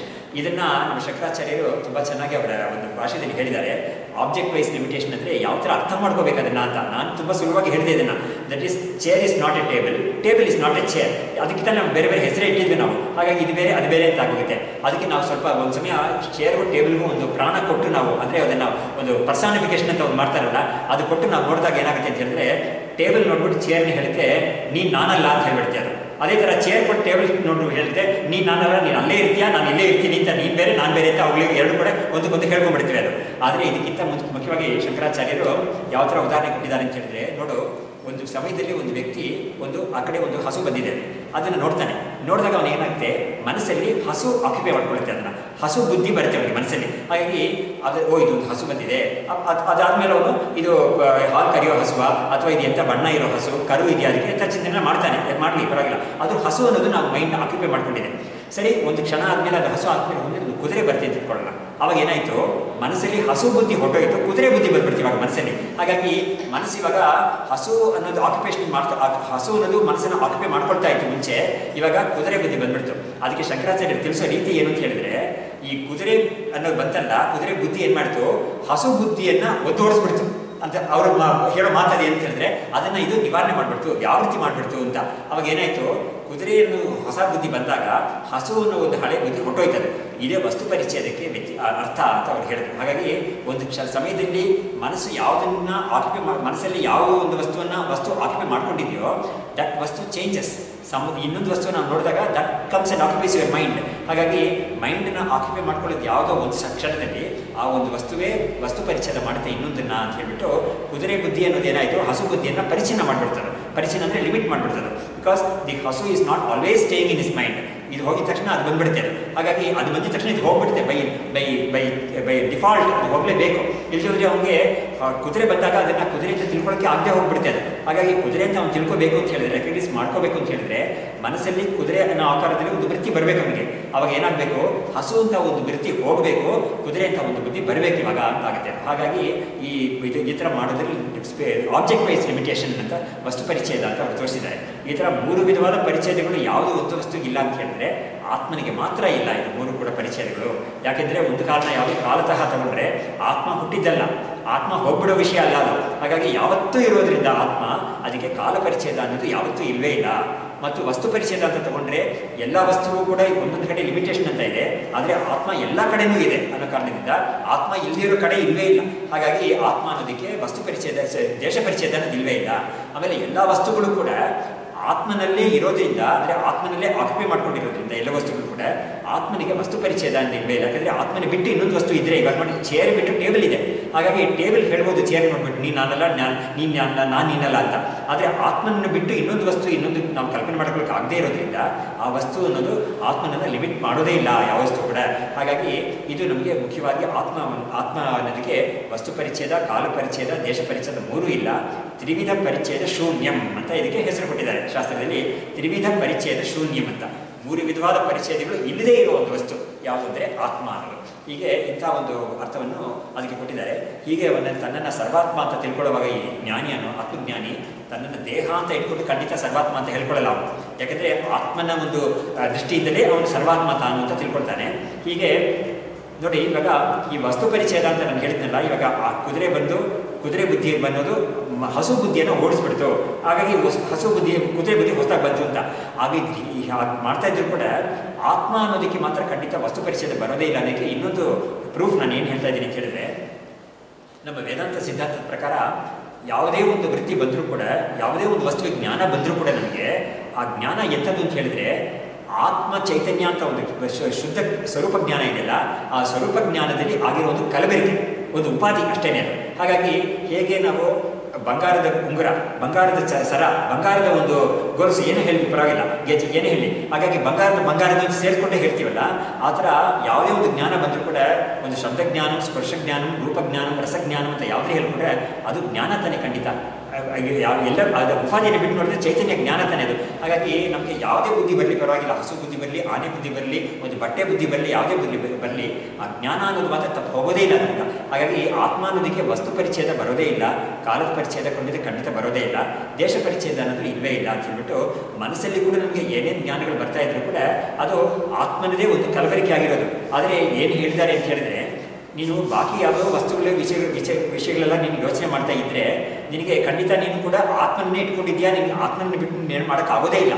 ಆದರೆ ನಿನಗೆ ಈ ಆತ್ಮದ ಒಂದು ಜ್ಞಾನ ಬರಬೇಕು ಅಂತ ಹೇಳಿದರೆ ನಿನಗೆ ಅವಾಗ ಏನು ಮಾಡಬೇಕಾಗಿದೆ, ಕೊಂಚ ಕಾಲ ಸ್ವಲ್ಪ ಹೊತ್ತಾದರೂ ನೀನು ಈ ವಸ್ತುಗಳ ಒಂದು ಚಿಂತನೆಯನ್ನು ಬಿಟ್ಟು ಕೇವಲ ಆತ್ಮ ಚೈತನ್ಯ ಸ್ವರೂಪ, ಅದಕ್ಕೆ ಒಂದು ಶುದ್ಧವಾದ ಆತ್ಮ ಅಂತ ಇದೆಯಲ್ಲ, ಯಾವುದು ಕಲಬೆರಕೆ ಇಲ್ಲದೇನೆ ಅದನ್ನು ಮಾತ್ರ ಸ್ವಲ್ಪ ಚಿಂತನೆ ಮಾಡೋಕ್ಕೆ ನೀನು ಪ್ರಯತ್ನ ಮಾಡು ಅಂತ ಮಾಡ್ತಾರೆ. ಇದು ಮಾಡೋಕ್ಕಾಗುತ್ತಾ ಅಂತ ಕೇಳಿದ್ರೆ ಆಗುತ್ತೆ ಅಂತ ತೋರಿಸಿದ್ದಾರೆ. ಹಾಗಾಗಿ ಉಪಾಯ ಕೊಟ್ಟಿದ್ದಾರೆ. ಅದು ಹೀಗೆ ಇಟ್ ಈಸ್ ಖಂಡಿತ ಬುದ್ಧಿಯಿಂದ ಮಾಡಬೇಕಾದ ಕೆಲಸ ಅದು. ಇವಾಗ ನಾವು ಲೋಕದಲ್ಲಾದರೆ ಏನಾದರೂ ಮಾಡಿ ನಾವು ನೀರನ್ನ ನಾನು ಕೊಡೋ ಉದಾಹರಣೆ, ನಾನು ನೀರು ಉದಾಹರಣೆ ಕೊಡ್ತೀನಿ. ಯಾವಾಗಲೂ ಕೂಡ ಶುದ್ಧವಾದ ಜಲ ನಮಗೆ ನಲ್ಲಿಯಲ್ಲಿ ಬಿಡ್ತಾ ಇರ್ತಾರೆ, ಬೆಳಿಗ್ಗೆ ಬರುತ್ತೆ ನಮಗೆ. ಅದನ್ನು ನಾವೇನು ಮಾಡ್ತೀವಿ, ಪಾತ್ರೆಗಳಲ್ಲಿ ಕೊಳದಪ್ಪಲೆಲ್ಲ ಹಿಡಿದಿಟ್ಕೊಂಡಿರ್ತೀವಿ. ಅದನ್ನ ಇಟ್ಕೊಂಡೇ ನಾವು ಮನೆಯಲ್ಲಿ ಎಲ್ಲ ಕೆಲಸಗಳು ಮಾಡ್ಕೊಳ್ತೀವಿ. ಅಡುಗೆ ಕೆಲಸ ಏನೇನು ಮಾಡಿದ್ರು ಕೂಡ ಈ ನೀರಿಂತಾನೆ ಬಳಸ್ತೀವಿ ನಾವು. ಹಾಗಾಗಿ ಒಂದು ಕಾಫಿ ಮಾಡಲಿ, ಟೀ ಮಾಡಲಿ, ಹುಳಿ ಮಾಡಲಿ, ಸಾರು ಮಾಡಲಿ, ಪಾಯಸ ಮಾಡಲಿ, ಎಲ್ಲದಕ್ಕೂ ಕೂಡ ಮುಖ್ಯವಾಗಿ ನೀರು ತಗೊಳ್ತೀವಿ ನಾವು. ಹಾಗಾಗಿ ಶುದ್ಧವಾಗಿರೋ ನೀರಿಗೆ ಕಾಫಿ ಪುಡಿ ಬೆರೆಸಿದ್ರೆ ಅದು ಕಾಫಿ ಅಂತ ಆಗೋಗ್ಬಿಡುತ್ತೆ. ಅದು ಶುದ್ಧವಾಗಿರೋ ನೀರಿಗೆ ಟೀ ಪುಡಿ ಬೆರೆಸಿ ಏನಾದ್ರು ಮಾಡಿದ್ರೆ ಕುದಿಸಿದ್ರೆ ಟೀ ಅಂತ ಆಗೋಗ್ಬಿಡುತ್ತೆ ಅದು. ಹಾಗಾಗಿ ವಾಸ್ತವವಾಗಿ ನೀರೇನೆ. ಆದರೆ ಬಂದವರಿಗೆ ನಾವು ಬಂದಾಗ ನೀರು ಕೊಡಲ್ಲ ಅಂತ ಹೇಳಿದ್ರೆ ಮುಖ ಬೆಚ್ಚ ಮಾಡ್ಕೊಂಡ್ಬಿಡ್ತಾರೆ ಅವರು. ಏನಪ್ಪ ಕಾಫಿ ಕೊಡಲ್ಲ ಅಂತ ಕೇಳಲಿಲ್ಲ ನೋಡಿ ಅಂತ ಹೇಳ್ಬಿಟ್ಟು ನಮಗೆ ಒಂದು ಬೇಜಾರಾಗುತ್ತೆ ಅದು. ಆದರೆ ನೀರೇ ವಾಸ್ತವವಾಗಿ ಇರೋದು ಎಲ್ಲದರಲ್ಲೂ ಕೂಡ. ಹೀಗೆ ಈ ನೀರು ಅನ್ನೋದನ್ನು ನಾವು ಅಟ್ಲೀಸ್ಟ್ ಫಿಸಿಕಲ್ ಆಗಿ ನೋಡ್ಬೋದು, ಶುದ್ಧವಾದ ನೀರಿದು, ಇದು ಕಲಬೆರಕೆ ಆಯಿತು ಅಂತ.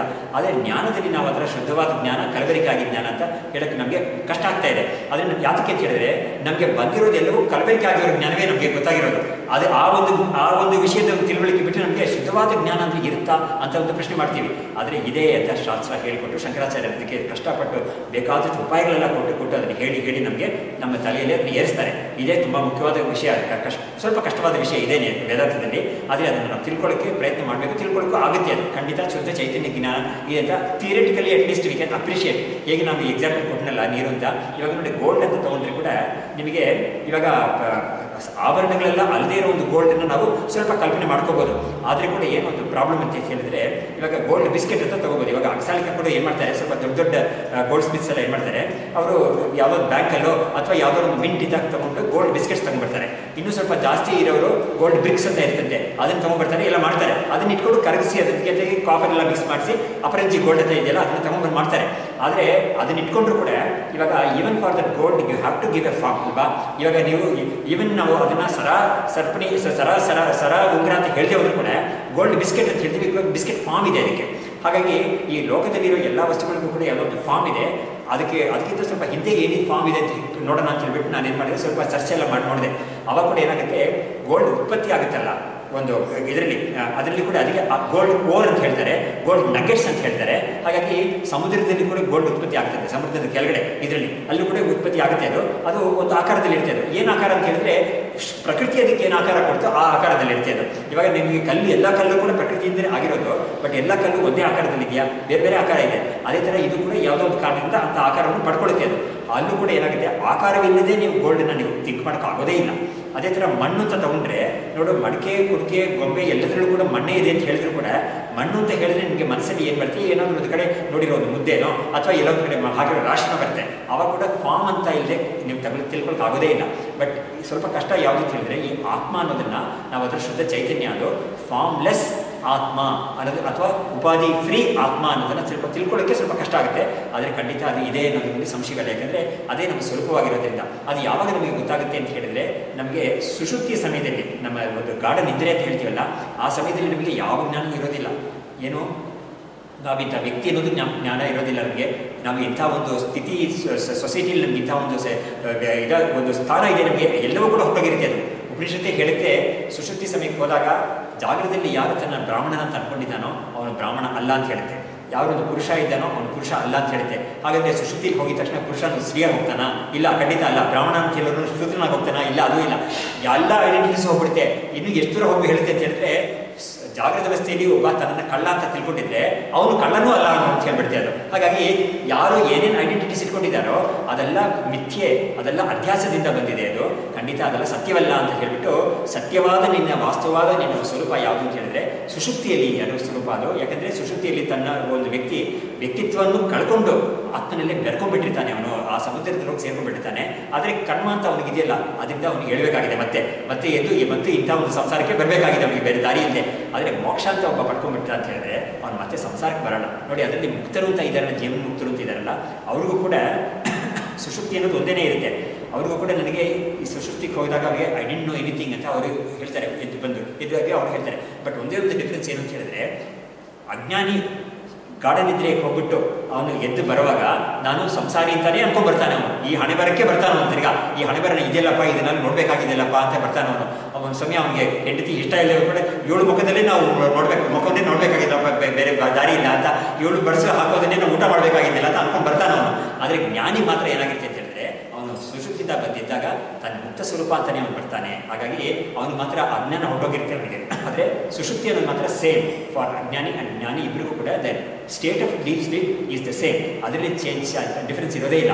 ಯಾಕಂದರೆ ಅವ್ರಿಗೂ ಕೂಡ ಎದ್ದ ಮೇಲೆ ನಾನು ಯಾವುದೂ ಗೊತ್ತಾಗಲಿಲ್ಲ, ನನಗೆ ನಾನು ಆನಂದವಾಗಿ ನಿದ್ದೆ ಮಾಡಿದೆ ಅಂತ ಅವನು ಹೇಳ್ತಾನೆ, ಇವನು ಹೇಳ್ತಾನೆ. ಹಾಗಾಗಿ ನಿದ್ದೆ ಅನ್ನೋದು ಇಬ್ಬರಿಗೂ ಕೂಡ ಒಂದೇ ಆಗೇ ಇರುತ್ತೆ. ಆದರೆ ನಿದ್ದೆಯಿಂದ ಬರ್ತಾನಲ್ಲ ಆಚೆಗೆ, ಫಸ್ಟ್ ಎದ್ದು ಬರ್ತಾನಲ್ಲ, ಹೇಳುವಾಗ ಅವನಿಗೆ ತನ್ನ ಮುಕ್ತ ಸ್ವರೂಪ ಅನ್ನೋದು ಜೊತೆಗೆ ಬಂದುಬಿಟ್ಟಿರುತ್ತೆ. ಅದು ಬಾಕಿ ಅವರಿಗೆ ತನ್ನ ಸಂಸಾರಿ ಅನ್ನೋದು ಬರ್ತಾ ಇರುತ್ತೆ ಅನ್ನೋ ಆ ಒಂದು ಡಿಫ್ರೆನ್ಸ್ ಮಾತ್ರ ಇದೆ. ಅದು ಯಾಕೆ ಹೇಳಿದೆ ಈ ವಿಷಯವನ್ನು ಅಂತ ಹೇಳಿದ್ರೆ, ಈ ಸುಷುಪ್ತಿ ಸಮಯದಲ್ಲಿ every one loses his identity, ಇದು the worldly identity and becomes one with Brahman, ಆತ್ಮನಾಗಿ ಇದ್ಬಿಟ್ಟಿರ್ತಾನೆ.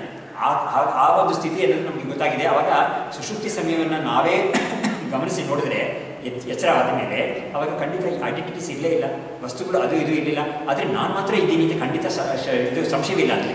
ಯಾಕೆ ಅಂತ ಹೇಳಿದ್ರೆ, ಯಾವ ನಾನು ಚೆನ್ನಾಗಿ ನಿದ್ದೆ ಮಾಡಿದ್ನೋ ಆ ನಾನೇ ಇವಾಗ ಇದ್ದು ಆ ನಿದ್ದೆಯ ಬಗ್ಗೆ ಹೇಳ್ತಾ ಇದ್ದೀನಿ ಇನ್ನೊಬ್ಬರಿಗೆ ಅಂತ ಹೇಳಿರುವಾಗ, ಖಂಡಿತ ಸುಷುಪ್ತಿ ಸಮಯದಲ್ಲಿ ನಾನು ಇದ್ದಿದ್ದೀನಿ ಅನ್ನೋದು ನಮ್ಮ ಪ್ರತಿಯೊಬ್ಬರಿಗೂ ಆ ಒಂದು ಅನುಭವ ಇದ್ದೇ ಇದೆ. ಅದನ್ನು ಯಾರೂ ಅಲಗಳಿಗೆ ಆಗೋದೇ ಇಲ್ಲ. ಸುಷುಪ್ತಿಯಲ್ಲಿ ನಾನು ಇರಲೇ ಇಲ್ಲ ಅಂತ ಯಾರೂ ಹೇಳೋಕ್ಕಾಗಲ್ಲ. ಯಾಕೆಂದರೆ ಅದು ಹೇಳ್ಬಿಡ್ತಾ ಅಂತ ಹೇಳಿದ್ರೆ, ಯಾರಾದರೂ ಒಬ್ಬನಾದ್ರೂ ಕೇಳಿದ್ರೆ ಚೆನ್ನಾಗಿ ನಿದ್ದೆ ಮಾಡಿದೆ ಅಂತ ಹೇಳಿದ್ರೆ, ಫಸ್ಟ್ ಕ್ಲಾಸಾಗಿ ನಿದ್ದೆ ಮಾಡಿದ್ದಪ್ಪ, ಆನಂದವಾಗಿದ್ದೆ ಅಂತ ಹೇಳ್ಬಿಟ್ಟು ಎಲ್ಲವನ್ನೂ ಮರೆತು ಆನಂದವಾಗಿ ನಿದ್ದೆ ಮಾಡಿದೆ ಅಂತ ಅವನೇ ಹೇಳ್ತಾನೆ ಬಾಯ್ಬಿಟ್ಟು. ಹಾಗಾಗಿ ಅವ್ನು ಖಂಡಿತ ನಿದ್ದೆಯಲ್ಲಿ ಇದ್ದಿದ್ದಾನೆ ಅಂತ ಗೊತ್ತಾಗುತ್ತಲ್ವ. ಅವ್ನು ಇಲ್ಲದೆ ಏನು ಬರಲಿಲ್ಲ, ಸಡನ್ನಾಗಿ ಏನು ಉತ್ಪತ್ತಿಯಾಗಿ ಬರಲಿಲ್ಲ ಅವನು. ಹಾಗಾಗಿ ತನ್ನ ಒಂದು ಇರುವಿಕೆ, ತನ್ನ ಒಂದು ಎಕ್ಸಿಸ್ಟೆನ್ಸ್ ಅನ್ನೋದು it is not lost then also ಅನ್ನೋದು ಗೊತ್ತಾಗುತ್ತೆ. ಸರಿ, ಕೋಮಾ ತಗೊಳ್ಳೋಣ ಅಂತ ಹೇಳಿದ್ರೆ, ಕೋಮನಲ್ಲೂ ಕೂಡ ಖಂಡಿತ ಅವನು ಇದ್ದಿದ್ದಾನೆ ಅನ್ನೋದನ್ನು ಅವನು ಕೋಮಾಯಿಂದ ಬಂದ ಮೇಲೆ ಅವನು ಹೇಳ್ತಾನೆ. ಹೇಗೆ ಅಂತ ಹೇಳಿದ್ರೆ, ನಾನು ಪರೀಕ್ಷೆ ಮಾಡಿ ನೋಡಿದ್ವಿ, ನಮ್ಮ ಬ್ಯಾಂಕಲ್ಲಿ ಕೆಲಸ ಮಾಡ್ತಾ ಇದ್ದ ಒಬ್ಬ ಒಂದು ಆಕ್ಸಿಡೆಂಟಲ್ಲಿ ಕಾರ್ ಇಟ್ಕೊಂಡಿದ್ದಾನೆ. ಅವನು ಆಕ್ಸಿಡೆಂಟ್ ನೋಡಿ, ಅವನು ಅದು ಬೇರೆ ವಿಷಯಕ್ಕೆ ಬೇರೆ ಇಲ್ಲ ಸಂಬಂಧಪಟ್ಟಿದ್ದಲ್ಲ, ಇದನ್ನು ಸುಮ್ಮನೆ ನಾನು ಹೇಳ್ತೀನಿ. ಅವನು ಕ್ಲಾಸ್ 4 ಎಂಪ್ಲಾಯಿಯಾಗಿ ಸೇರಿಕೊಂಡ. ಅದು ಎಂಥದ್ದು, ಇದು ಟಾಯ್ಲೆಟ್ ಎಲ್ಲ ಕ್ಲೀನ್ ಮಾಡೋದು, ಗುಡಿಸೋದು ಅಂತ ಒಂದಿಗೆ ಒಳ್ಳೆ ಸಂಬಳಕ್ಕೆ ಸೇರಿಕೊಂಡ. ಇಷ್ಟಕ್ಕೂ ಅವನು ಬ್ರಾಹ್ಮಣ, ಮಾಧ್ವ ಬ್ರಾಹ್ಮಣ. ಆದರೆ ಪಾಪ ಓದಿಲ್ಲ, ಜಾಸ್ತಿ ಇರಲಿಲ್ಲ ಅವನಿಗೆ. ಇಂಥ ಕೆಲಸ ಸಿಕ್ತು, ಆದರೆ ಬ್ಯಾಂಕಲ್ಲಿ ಕೆಲಸ ಸಿಕ್ಕಿದೆ, ಮುಂದೆ ಬರ್ಬೋದು ಅಂತ ಸೇರ್ಕೊಂಡು ಅವನು ಮಾಡ್ತಾ ಇದ್ದ. ಮಾಡಿಕೊಂಡು ಸ್ವಲ್ಪ ದಿವಸ ಆದಮೇಲೆ ಏನು ಮಾಡ್ತಾರೆ, ಸ್ವಲ್ಪ ಸಂಪಾದನೆ ಎಲ್ಲ ಚೆನ್ನಾಗಿ ಮಾಡಿಬಿಟ್ಟು ಒಂದು ಕಾರ್ ತೊಗೊಂಡ್ಬಿಟ್ಟು, ಇದು ಪ್ರತಿ ವಾರ ಶನಿವಾರ ದಿವಸ ಬ್ಯಾಂಕಿಗೆ ಬರುವಾಗ ಬೇಕಾದಷ್ಟು ಕೋಡ್ಬಳೆ ಒಬ್ಬಟ್ಟು ಇದೆಲ್ಲ ತೊಗೊಂಡು ಮಾರೋಣ, ಈ ಕಾರಲ್ಲಿ ಇಟ್ಕೊಂಡು ಮಾರೋಣ. ಯಾಕಂದರೆ ಮಾರುತಿ ಕಾರಲ್ಲಿ ಹಿಂದೆಗಡೆ ತೆಗೆಯೋಕ್ಕಾಗುತ್ತಲ್ವ, ಅದ್ರಲ್ಲಿ ಇಟ್ಕೊಂಡು ಮಾರೋಣ, ಚೆನ್ನಾಗಿ ಸಂಪಾದನೆ ಮಾಡಿಲ್ಲ ಬೇಡ ಅಂಥವನು. ಪಾಪ ಏನಾಯಿತು, ಒಂದು ಸತಿ ಅವನಿಗೆ ರೋಡ್ ರಸ್ತೆಯಲ್ಲಿ ಹೋಗ್ತಾ ಇದ್ದಾಗ ಆಕ್ಸಿಡೆಂಟ್ ಆಗೋಯಿತು. 2 ತಿಂಗಳು ಕೋಮಾಲಿದ್ದ, ಪ್ರಾಣ ಉಳಿಯಿತು. ಅವನು ಕೋಮಾಯಿಂದ ಆಚೆ ಬಂದ ಮೇಲೆ ಬ್ಯಾಂಕಿಗೆ ಬರೋಕ್ಕೆ ಶುರು ಮಾಡ್ದ. ಆವಾಗ ನಮ್ಮ ಸ್ನೇಹಿತರು ನನ್ನ ಫ್ರೆಂಡ್ ಒಬ್ಬ ಇದ್ದಾನೆ, ಅವನು ಕೇಳ್ದ, ನೋಡು ನೀನು ಕೋಮಾಯಿಂದ ಬಂದಾಗ ನಿಮಗೆ ಹೇಗಿತ್ತು ಫೀಲಿಂಗ್ ಅಂತ ಹೇಳಿದಾಗ, ಏನು ಗೊತ್ತಾಗಿರಲಿಲ್ಲ ಸರ್, ಅವಾಗ ನಾವು ಹೇಗೆ ನಿದ್ದೆಯಿಂದ ಬರ್ತೀವೋ ಅದೇ ಥರ ಇತ್ತು ನನಗೆ ಅಂತ ಹೇಳ್ತಾನೆ. ಹಾಗಾಗಿ ನಿದ್ದೆಯಲ್ಲಿ ನಮಗೆ ಏನು ಗೊತ್ತಾಗಿರಲಿಲ್ಲ ಅಂತ ಹೇಳ್ತೀವೋ ಅದೇ ಥರನೇ ಕೋಮಾಯಿಂದ ಆಚೆ ಬಂದಾಗ ಕೂಡ ನನಗೇನು ಗೊತ್ತಾಗಿಲ್ಲ ಆ ಸಮಯದಲ್ಲಿ. ಆದರೆ ತಾನಿದ್ದೀನಿ ಅಂತ ಗೊತ್ತಾಗುತ್ತೆ, ಯಾಕಂದರೆ ನಾನೇ ಇವಾಗ ಎದ್ದು ಬಂದಿದ್ದೀನಿ ಅಂತ ಅವನಿಗೆ ಇರ್ತಲ್ಲ. ಹಾಗಾಗಿ ಆ ಜ್ಞಾನ ಅವನಿಗೆ ಹೋಗಲೇ ಇಲ್ಲ. ಹಾಗಾಗಿ ತನ್ನ ಇರುವಿಕೆ ಅನ್ನೋದು ಖಂಡಿತ ಯಾವಾಗಲೂ ಹೋಗೋದೇ ಇಲ್ಲ ಅನ್ನೋದು ಸಂಶಯವೇ ಇಲ್ಲ. ಅದರಲ್ಲಿ ತಾನು ಇರ್ತೀನಿ ಯಾವಾಗಲೂ ಅನ್ನೋದು ಕೂಡ ನಮಗೆ ಸಂಶಯ ಬೇಡ. ಅದಕ್ಕೆ ನಾನು ಕೊಟ್ಟಿರೋದು ಏನು ಅಂತ ಹೇಳಿದ್ರೆ, ನಾನು ಯಾವಾಗಲೂ ಇರ್ತೀನಿ ಅಂತ ಒಂದು ಫೀಲಿಂಗ್ ಇದೆಯಲ್ಲ ಅವನಿಗೆ, ಆ ಒಂದು ಅಂಡರ್ ಕರೆಂಟ್ ಅದು ಅವನಿಗೆ ಹೇಳಕ್ಕೆ ಬರದೇ ಹೋದರೂ ಕೂಡ, ಆರ್ಟಿಕ್ಯುಲೇಟ್ ಮಾಡೋಕ್ಕೆ ಆಗದೆ ಹೋದರೂ ಕೂಡ, that feeling is there which cannot be remove from him. ಅದು ಎಲ್ಲಿಗೆ ನಮ್ಗೆ ಗೊತ್ತಾಗುತ್ತೆ ಅಂತ ಹೇಳಿದ್ರೆ, ಆತ್ಮಹತ್ಯೆ ಮಾಡ್ಕೊಳ್ಳೋರ ಮನೋಭಾವ ಅದನ್ನು ನೋಡಿದ್ರೆ ಗೊತ್ತಾಗುತ್ತೆ ನನಗೆ. ಅವನು ಯಾವುದೇ ಕಾರಣದಿಂದ ಆತ್ಮಹತ್ಯೆ ಮಾಡ್ಕೊಳ್ಳಿ, ತಾನು ಮಾಡಬಾರ್ದು ಕೆಲಸ ಮಾಡಿದ್ದೀನಿ ಅಂತ ಒಂದು ಗಿಲ್ಟ್ ಫೀಲಿಂಗಿಂದ ಮಾಡ್ಕೊಳ್ತಾನೋ, ಅಥವಾ ನೋವು ಏನು ಹೊಟ್ಟೆ ನೋವು ತಲೆನೋವು ಹೋಗ್ತಾನೇ ಇಲ್ಲ, ಅದಕ್ಕಾಗಿ ಆ ನೋವು ತಡೆಯೋಕ್ಕಾಗಲ್ಲ ಅಂತ ಮಾಡ್ಕೊಳ್ತಾನೋ, ಏನೇ ಮಾಡಿಕೊಂಡ್ರು ಕೂಡ ಯಾವುದೋ ಒಂದು ಕಷ್ಟದಿಂದ ಮಾಡ್ಕೊಳ್ತಾನೆ ಅಂತ ಗೊತ್ತಾಗುತ್ತೆ ಅವನಿಗೆ. ಹಾಗಾಗಿ ಈ ಒಂದು ಪ್ರಾಣವನ್ನು ನಾನು ಬಿಟ್ಬಿಟ್ರೆ ಅಥವಾ ಆತ್ಮಹತ್ಯೆ ಮಾಡಿಕೊಂಡ್ರೆ ಈ ಕಷ್ಟದಿಂದ ಪಾರಾಗಿ ಇರ್ತೀನಿ ಅಂತ ಒಂದು ಫೀಲಿಂಗ್ ಅವನಿಗಿದೆ ಅಲ್ವಾ. ಹಾಗಾಗಿ I will be free from this ಅಂತ. ಹಾಗಾಗಿ ನೋಡಿ, ಅದನ್ನು ಹೇಳೋಕ್ಕಾಗಲ್ಲ. ಇದನ್ನು ಕೂಡ ನಾವು ಯೋಚನೆ ಮಾಡಿದ್ರೆ ಗೊತ್ತಾಗುತ್ತೆ. ಈ ಥರ ನಾವೇ ಪರ್ಸನಲಾಗಿ ಯೋಚನೆ ಮಾಡಿ ನಾನು ಈ ಥರ ತೀರ್ಮಾನಕ್ಕೆ ಬಂದೆ. ಅವನು ಮಾಡ್ಕೊಳ್ಳೋದು ಕೂಡ ಯಾವ ಒಂದು ಮೋಟಿವೇಶನ್ ಮಾಡ್ಕೊಳ್ತಾನೆ ಅಂತ ಹೇಳಿದ್ರೆ ಈ ತೊಂದರೆಯಿಂದ ಪಾರಾಗಿ ನಾನು ಇರ್ತೀನಿ ಅಂತ ಅವನಿಗೊಂದು ಫೀಲಿಂಗ್ ಇದೆ. ಹಾಗಾದರೆ he also knows that he will exist for ever ಅಲ್ವಾ. ಹಾಗಾಗಿ ನಾನು ಇಲ್ಲದೆ ಹೋಗ್ತೀನಿ ಅಂತ ಹೇಳಿದ್ರೆ ಯಾತಕ್ಕೆ ಇದು ಮಾಡ್ತಾನೆ ಅವನು? ಈ ತೊಂದರೆಯಿಂದ ಪಾರಾಗಿ ನಾನು ಇಲ್ಲದೆ ಹೋಗ್ತೀನಿ ಅಂತ ಹೇಳಿದ್ರೆ ಅವನು ಯಾತಕ್ಕೆ ಮಾಡ್ತಾನೆ? ಅವನು ಮಾಡ್ಕೊಳ್ಳೋದೇ ಇಲ್ಲ ಅವನು. ಹಾಗಾಗಿ ನಾನು ಇರ್ತೀನಿ, ಈ ಒಂದು ತೊಂದರೆಯಲ್ಲಿಯೇ ಒಂದು ಸ್ಥಿತಿ ನನಗಿರುತ್ತೆ, ಆ ಸ್ಥಿತಿಯಲ್ಲಿ ನಾನು ಸಂತೋಷವಾಗಿ ಇರ್ತೀನಿ, ಈ ಒಂದು ತಲೆನೋವು ಅಥವಾ ಪೀಕಲಾಟ ಇಲ್ಲದೆ ನಾನು ಚೆನ್ನಾಗಿರ್ತೀನಿ ಅಂತ ಅವ್ನಿಗೆ ಇರುತ್ತಲ್ಲ, ಆ ಒಂದು ಫೀಲಿಂಗ್ ಏನು ತೋರಿಸುತ್ತೆ ನಮಗೆ ಅಂತ ಹೇಳಿದ್ರೆ I exist, the Atman always exist ಅನ್ನೋದು ಎಲ್ಲರಿಗೂ ಕೂಡ ಗೊತ್ತಾಗಿದೆ. ಅದಕ್ಕೆ ವೇದಾಂತದಲ್ಲಿ ಏನು ಮಾಡುತ್ತೆ, ಕಾನ್ಷಿಯಸ್ ಆಗಿ ಹೇಳ್ಕೊಡುತ್ತೆ. ನಿನಗೆ ಈ ಆತ್ಮಹತ್ಯೆ ಮಾಡ್ಕೊಳ್ಳೋದು ಅಂತ ಒಂದು ಸಿಚುವೇಶನ್ ಬರ್ದೇನೆ ನಿನಗೆ ಕಾನ್ಷಿಯಸ್ ಆಗಿ ನಿನಗೆ ವೇದಾಂತದಲ್ಲಿ ಹೇಳ್ಕೊಡುತ್ತೆ. ಅದೆಲ್ಲ ಇಲ್ಲದೇನೆ ನಿನಗೆ ಆರಾಮಾಗಿ ನೀನು ತಿಳ್ಕೊಬೋದು, ನೀನು ಯಾವತ್ತೂ ಇರ್ತೀಯಾ ಅಂತ. ಆಮೇಲೆ ಯುಕ್ತಿಯನ್ನು ನಿಮಗೆ ತೋರಿಸ್ಕೊಟ್ಟಿದ್ದಾರೆ ಯಾರು? ನಮ್ಮ ವಿದ್ಯಾರಣ್ಯರು. ಮಾಸಾರ್ಥ ಯುಗ ಕಲ್ಪೇಶು ಗತಾಗಮ್ಯೇಶು ಅನೇಕದ ನೋದೇತಿ ನಾಸ್ತಮೇತ್ಯೇಕ ಸಂವಿದೇಶ ಸ್ವಯಂ ಪ್ರಭಾ ಅಂತ ಪಂಚದಶಿಯಲ್ಲಿ ತುಂಬ ಚೆನ್ನಾಗಿ ಆ ವಿಷಯವನ್ನು ಹೇಳಿದ್ದಾರೆ ಅವ್ರು ಏನು ಮಾಡ್ತಾರೆ ಅಂದರೆ ಮೊದಲು ಒಂದೇ ಒಂದು ಡೇ ತೊಗೊಳ್ತಾರೆ, ಒನ್ ಡೇ ತೊಗೊಂಡು ಅದನ್ನು ಪರೀಕ್ಷೆ ಮಾಡಿ ತೋರಿಸ್ತಾರೆ ನಮಗೆ. ಎಲ್ಲರ ಅನುಭವ ಇದೆ ಇದು. ಇದಕ್ಕೆ ನೀನೇನು ಮೂಢನಂಬಿಕೆ ಅಥವಾ ನಂಬಿಕೆ ಬೇಕೋ ಅವ್ರು ಹೇಳೋ ಮಾತಲ್ಲಿ ನಂಬಿಕೆ ಇಟ್ಕೊಂಡು ಕೇಳಬೇಕು ಅದೇನೂ ಇಲ್ಲವೇ ಇಲ್ಲ. ನಿನ್ನ ಅನುಭವವನ್ನೇ ಹೇಳ್ಕೊಡ್ತಾರೆ ಅವರು. ಏನು ಹೇಳ್ತಾರೆ ಅಂದರೆ, ನಿನಗೆ ನೋಡು, ಯಾರು ನನ್ನ ಚೆನ್ನಾಗಿ ನಿದ್ದೆ ಮಾಡಿದ್ನೋ ಅವನೇ ಇವಾಗ ಜಾಗೃತ ಅವಸ್ಥೆಯಲ್ಲಿ ಅದನ್ನು ಹೇಳ್ತಾ ಇದ್ದೀನಿ ಅನ್ನೋದು ನಿನಗೆ ಅನುಭವ ಇದೆ. ಆಮೇಲೆ ಯಾವ ನನಗೆ ಈ ಒಂದು ಸ್ವಪ್ನ ಬಂತೋ ನಾನೇ ಇವಾಗ ಆ ಸ್ವಪ್ನವನ್ನು ಬಾಕಿಯವ್ರಿಗೆ ಹೇಳ್ಕೊಡ್ತಾ ಇದ್ದೀನಿ ಅಂತ ನೋಡಿ. ಫಾರ್ ಎಕ್ಸಾಂಪಲ್, ಎಷ್ಟೋ ಜನಕ್ಕೆ ಗುರುಗಳು ಸ್ವಪ್ನದಲ್ಲಿ ಬರ್ತಾರೆ ಅಲ್ವಾ, ಎಷ್ಟೋ ಜನಕ್ಕೆ ಆಗುತ್ತೆ ಅದು. ಹಾಗಾಗಿ ನಾವೆಲ್ಲ ಸಮುದ್ರದಲ್ಲಿ ಹೇಳ್ತಾ ಇರೋ ಥರ ಗುರುಗಳ ಅವ್ರ ಸನ್ನಿಧಿಯಲ್ಲಿ ಹೇಳ್ತಾರ ಅಂತ ಸ್ವಪ್ನ ಎಲ್ಲ ಬರ್ಬೋದು ಯಾರು ಬೇಕಾದ್ರು. ಅವರು ಯಾರಾದ್ರೂ ಆ ಥರ ನಮ್ಮ ಪೈಕಿನೇ ಯಾರಿಗಾದ್ರೂ ಒಬ್ಬರಿಗೆ ಬಂದರೆ ಅವ್ರು ಇನ್ನೊಬ್ಬರ ಹತ್ರ ಹೇಳ್ಬೋದು, ಅದನ್ನು ನೋಡಿ ನನಗೆ ಈ ಥರ ಒಂದು ಸ್ವಪ್ನ ಆಯಿತು, ಶುಕ್ರವಾರ ದಿವಸ ಬೆಳಿಗ್ಗೆ ಒಂದು ಬೆಳಗಿನ ಜಾಮ ಗುರುಗಳ ಸ್ವಪ್ನ ಆಯಿತು, ನನಗೆ ತುಂಬ ಸಂತೋಷವಾಗಿದೆ ಅಂತ ಹೇಳ್ಕೊಬೋದು ಅವರು. ಹಾಗಾಗಿ ನನಗೆ ಇಂಥ ಸ್ವಪ್ನ ಬಂತೋ ನಾನೇ ಇವಾಗ ಎಚ್ಚರದಲ್ಲಿ ಇನ್ನೊಬ್ಬರ ಹತ್ರ ಹೇಳ್ಕೊಳ್ತಾ ಇದ್ದೀನಿ ಅಂತ ಅವ್ರು ಹೇಳುವಾಗ ಸ್ವಪ್ನದಲ್ಲಿ ನಾನಿದ್ದೆ ಅಂತ ಅವರೇ ಒಪ್ಕೊಳ್ತಾ ಇದ್ದಾರಲ್ವಾ. ಅದೇ ಥರ ನಾನು ಚೆನ್ನಾಗಿ ನಿದ್ದೆ ಮಾಡೋದು ಆನಂದವಾಗಿ ನಾನೇ ಇವಾಗ ಇಂಥ ಕೆಲಸವೆಲ್ಲ ಮಾಡ್ತಾ ಇದ್ದೀನಿ ಅಂತ ಹೇಳುವಾಗ ಆ ಸ್ವಪ್ನದಲ್ಲಿ ತಾನಿದ್ದೀನಿ ಅಂತ ಅವರೇ ಒಪ್ಕೊಳ್ತಾ ಇದ್ದಾರೆ. ಆಮೇಲೆ ಇನ್ನೊಂದು, ಇವಾಗ ಈ ಕೆಲಸ ಎಲ್ಲ ಇದೆಯಪ್ಪ, ತುಂಬ ಸುಸ್ತಾಗ್ತಾ ಇದೆ ನನಗೆ, ರಾತ್ರಿ ಸ್ವಲ್ಪ ಚೆನ್ನಾಗಿ ನಿದ್ದೆ ಮಾಡ್ತೀನಿ ಅಂತ ಹೇಳ್ಬಿಟ್ಟು ಅವನೇ ಏನು ಮಾಡ್ತಾನೆ, ಎಲ್ಲರನ್ನು ಬಿಟ್ಟು ನಿದ್ದೆ ಮಾಡೋಕ್ಕೆ ಹೋಗ್ತಾನೆ. ಆವಾಗ ನಾನು ಇವಾಗ ಈ ಕೆಲಸವೆಲ್ಲ ಮಾಡ್ತಾ ಇದ್ದೀನೋ ನಾನೇ ಇವಾಗ I will have a restful sleep ಅಂತ ಹೇಳ್ಬಿಟ್ಟು ಅವನು ಹೋಗ್ತಾನೆ. ಅವಾಗ ಅವನಿಗೆ ಸ್ಲೀಪಲ್ಲಿ ತಾನು ಇರ್ತೀನಿ ಅಂತ ಗೊತ್ತು, ಸ್ಲೀಪಲ್ಲಿ ತಾನು ಇದ್ದಿದ್ದೀನಿ ಅಂತ ಗೊತ್ತು, ಸ್ವಪ್ನದಲ್ಲಿ ತಾನು ಇದ್ದಿದ್ದೀನಿ ಅಂತ ಗೊತ್ತು, ಜಾಗರದಲ್ಲಿ ಇದ್ದೀನಿ ಅಂತ ಹೇಳಬೇಕಾಗೇ ಇಲ್ಲ, ಅದು ಎಲ್ಲದರಲ್ಲಿದೆ. ಸೊ 3 ಅವಸ್ಥೆಗಳಲ್ಲೂ ನೀನು ಇದ್ದಿದ್ಯಾ ಅನ್ನೋದನ್ನು ತೋರಿಸಿ ಅವ್ರು ಏನು ಮಾಡ್ತಾರೆ, ಇವಾಗ ಪರೀಕ್ಷೆಯನ್ನು ಇನ್ನೂ ಸ್ವಲ್ಪ ಮುಂದಕ್ಕೆ ತಗೊಂಡೋಗಿ ಹೇಳ್ತಾರೆ. ಏನು ಮಾಡ್ತಾರೆ ಅಂತ ಹೇಳಿದ್ರೆ, ನೋಡು, ಸ್ವಪ್ನದಲ್ಲಿ ನೀನು ಇದ್ದೇ ಇವಾಗ ಇದೆಯಾ ಅಂತ ಹೇಳುವಾಗ ಸ್ವಪ್ನ ಆವಾಗಿತ್ತು, ಇವಾಗ ಸ್ವಪ್ನ ಇಲ್ಲ. ಸುಷುಪ್ತಿ ಆವಾಗಿತ್ತು, ಇವಾಗ ನೀನು ಹೇಳ್ತಾ ಇದೆಯಲ್ಲ ಅದ್ರ ಬಗ್ಗೆ, ಇವಾಗಿಲ್ಲ ಅದು. ಆದರೆ ನೀನು ಆವಾಗಿದ್ದೆ, ನೀನು ಇವಾಗಲೂ ಇದೆಯಾ ನೀನು. ಹಾಗಾಗಿ ಆ ಅವಸ್ಥೆಗಳೆಲ್ಲ ಬಂದು ಹೋಗ್ತಾ ಇವೆ, ಆದರೆ ನೀನು ಮಾತ್ರ ಬಂದು ಹೋಗ್ತಾ ಇಲ್ಲ, ನೀನು ಯಾವಾಗಲೂ ಇರ್ತಾ ಇದೆಯಾ, ನೀನು ಎಲ್ಲ ಅವಸ್ಥೆಗಳಲ್ಲೂ ನೀನು ಇರ್ತಾ ಇದೆಯಾ.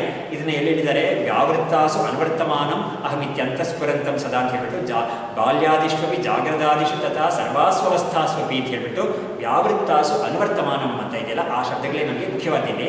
ವ್ಯಾವೃತ್ತಾಸು ಅಂತ ಹೇಳಿದ್ರೆ ಬಂದು ಹೋಗುವುದೇ ವ್ಯಾವೃತ್ತಾಸು. ಅನುವರ್ತಮಾನಂ ಅನ್ನೋದು ಕನ್ನಡದಲ್ಲೇ ಇದೆ, ಅನುವರ್ತಿಸುತ್ತೆ ಅಂತ ಹೇಳೋದು, ಅದು ಎಲ್ಲರಿಗೂ ಕಂಟಿನ್ಯೂ ಆಗ್ತಾ ಇದೆ ಅಂತ. ಆ ವಸ್ತುವಾಗಿ ನಾನು ಇದ್ದೀನಿ ಅಂತ ಅವನು ತಿಳ್ಕೊಳ್ತಾನೆ. ಹಾಗಾಗಿ ವಿದ್ಯಾರ್ಥಿಗಳು ಏನು ಮಾಡ್ತಾರೆ, ಒಂದು ದಿವಸಕ್ಕೆ ಇದನ್ನು ಪರೀಕ್ಷೆ ಮಾಡಿ ನಮಗೆ ಎಕ್ಸ್ಪೆರಿಮೆಂಟ್ ಮಾಡಿ ತೋರಿಸಿದ ಮೇಲೆ ಇದೇ ಥರ ತಾನೇ ನೆನ್ನೆನೂ ಇತ್ತು, ಇದೇ ಥರ ತಾನೇ ನಾಳೆನೂ ಇರುತ್ತೆ, ಇದೇ ಥರ ತಾನೇ ಎಲ್ಲ ದಿವಸನೂ ಇರುತ್ತೆ ಅಂತ ಹೇಳ್ಬಿಟ್ಟು ಒಂದು ಮಾತು ಹೇಳ್ತಾರಲ್ಲ, ದಿನ ಸಾಯೋರಿಗೆ ಯಾರು ಅಳ್ತಾರೆ ಅಂತ ಹೇಳ್ತಾರಲ್ಲ, ದಿನ ನಮ್ಮ ಹಣೆಯವರ ಇದ್ದದ್ದೇ ಇದು. ಪ್ರತಿ ದಿವಸನೂ ಜಾಗೃತ ಸ್ವಪ್ನ ಸುಷುಪ್ತಿ ಬಂದೇ ಬರುತ್ತೆ ನನಗೆ, ಪ್ರತಿ ದಿವಸಕ್ಕೂ ಇದೇ ಇರುತ್ತೆ. ಸರಿ, ಒಂದು ತಿಂಗಳಿಗೆ ಅವಕಾಶ ಅವಧಿ ತಗೋ, ಒಂದು ತಿಂಗಳು ಹೀಗೆ ಇರುತ್ತೆ, ಒಂದು ವರ್ಷ ತಗೋ, ಒಂದು ವರ್ಷದಲ್ಲೂ ಕೂಡ ಪ್ರತಿ ದಿವಸಗಳು ಹೀಗೆ ಇರುತ್ತೆ, ಒಂದು ಯುಗ ತಗೋ ಅಂತ ಹೇಳ್ತಾರೆ. ಒಂದು ಯುಗ ನಾವು ಜೀವಿತವಾಗಿ ಬದುಕದೇ ಇದ್ರೂ ಕೂಡ ಒಂದು ಯುಗದಲ್ಲಿ ಕೂಡ ಇದೇ ಥರ ಆಗಬೇಕು, ಯುಕ್ತಿ ಇರೋದು ನಮ್ಗೆ ತೋರಿಸ್ಕೊಡುತ್ತೆ. ಒಂದು ಯುಗ ಅಂತ ತೊಗೊಂಡ್ರೆ ತ್ರೇತಾಯುಗ ಆಯಿತು, ಕೃತಯುಗ ಆಯಿತು, ದ್ವಾಪರ ಯುಗ ಆಯಿತು ಅಂತ ಏನೇ ತಗೊಂಡ್ರು ಕೂಡ ಎಲ್ಲ ಯುಗಗಳಲ್ಲೂ ಒಂದು ದಿವಸ ಅಂತ ಬಂದಿದೆಯಲ್ಲ, ಖಂಡಿತ ಇರಬೇಕು ಅಂತ ನಮ್ಗೆ ಗೊತ್ತಿದೆ. ರಾಮನ ಬಗ್ಗೆ ನಾವು ದ್ವಾಪರ ಯುಗದಲ್ಲಿ, ಇದರಲ್ಲಿ ತ್ರೇತಾಯುಗದಲ್ಲಿ ರಾಮ ಇದ್ದ ಅಂತ ನಮಗೆ ರಾಮಾಯಣ ಕಥೆ ಹೇಳುತ್ತೆ. ಆ ರಾಮನನ್ನು ಕೂಡ ಏನು ಮಾಡಿದ್ದಾನೆ, ಇವರು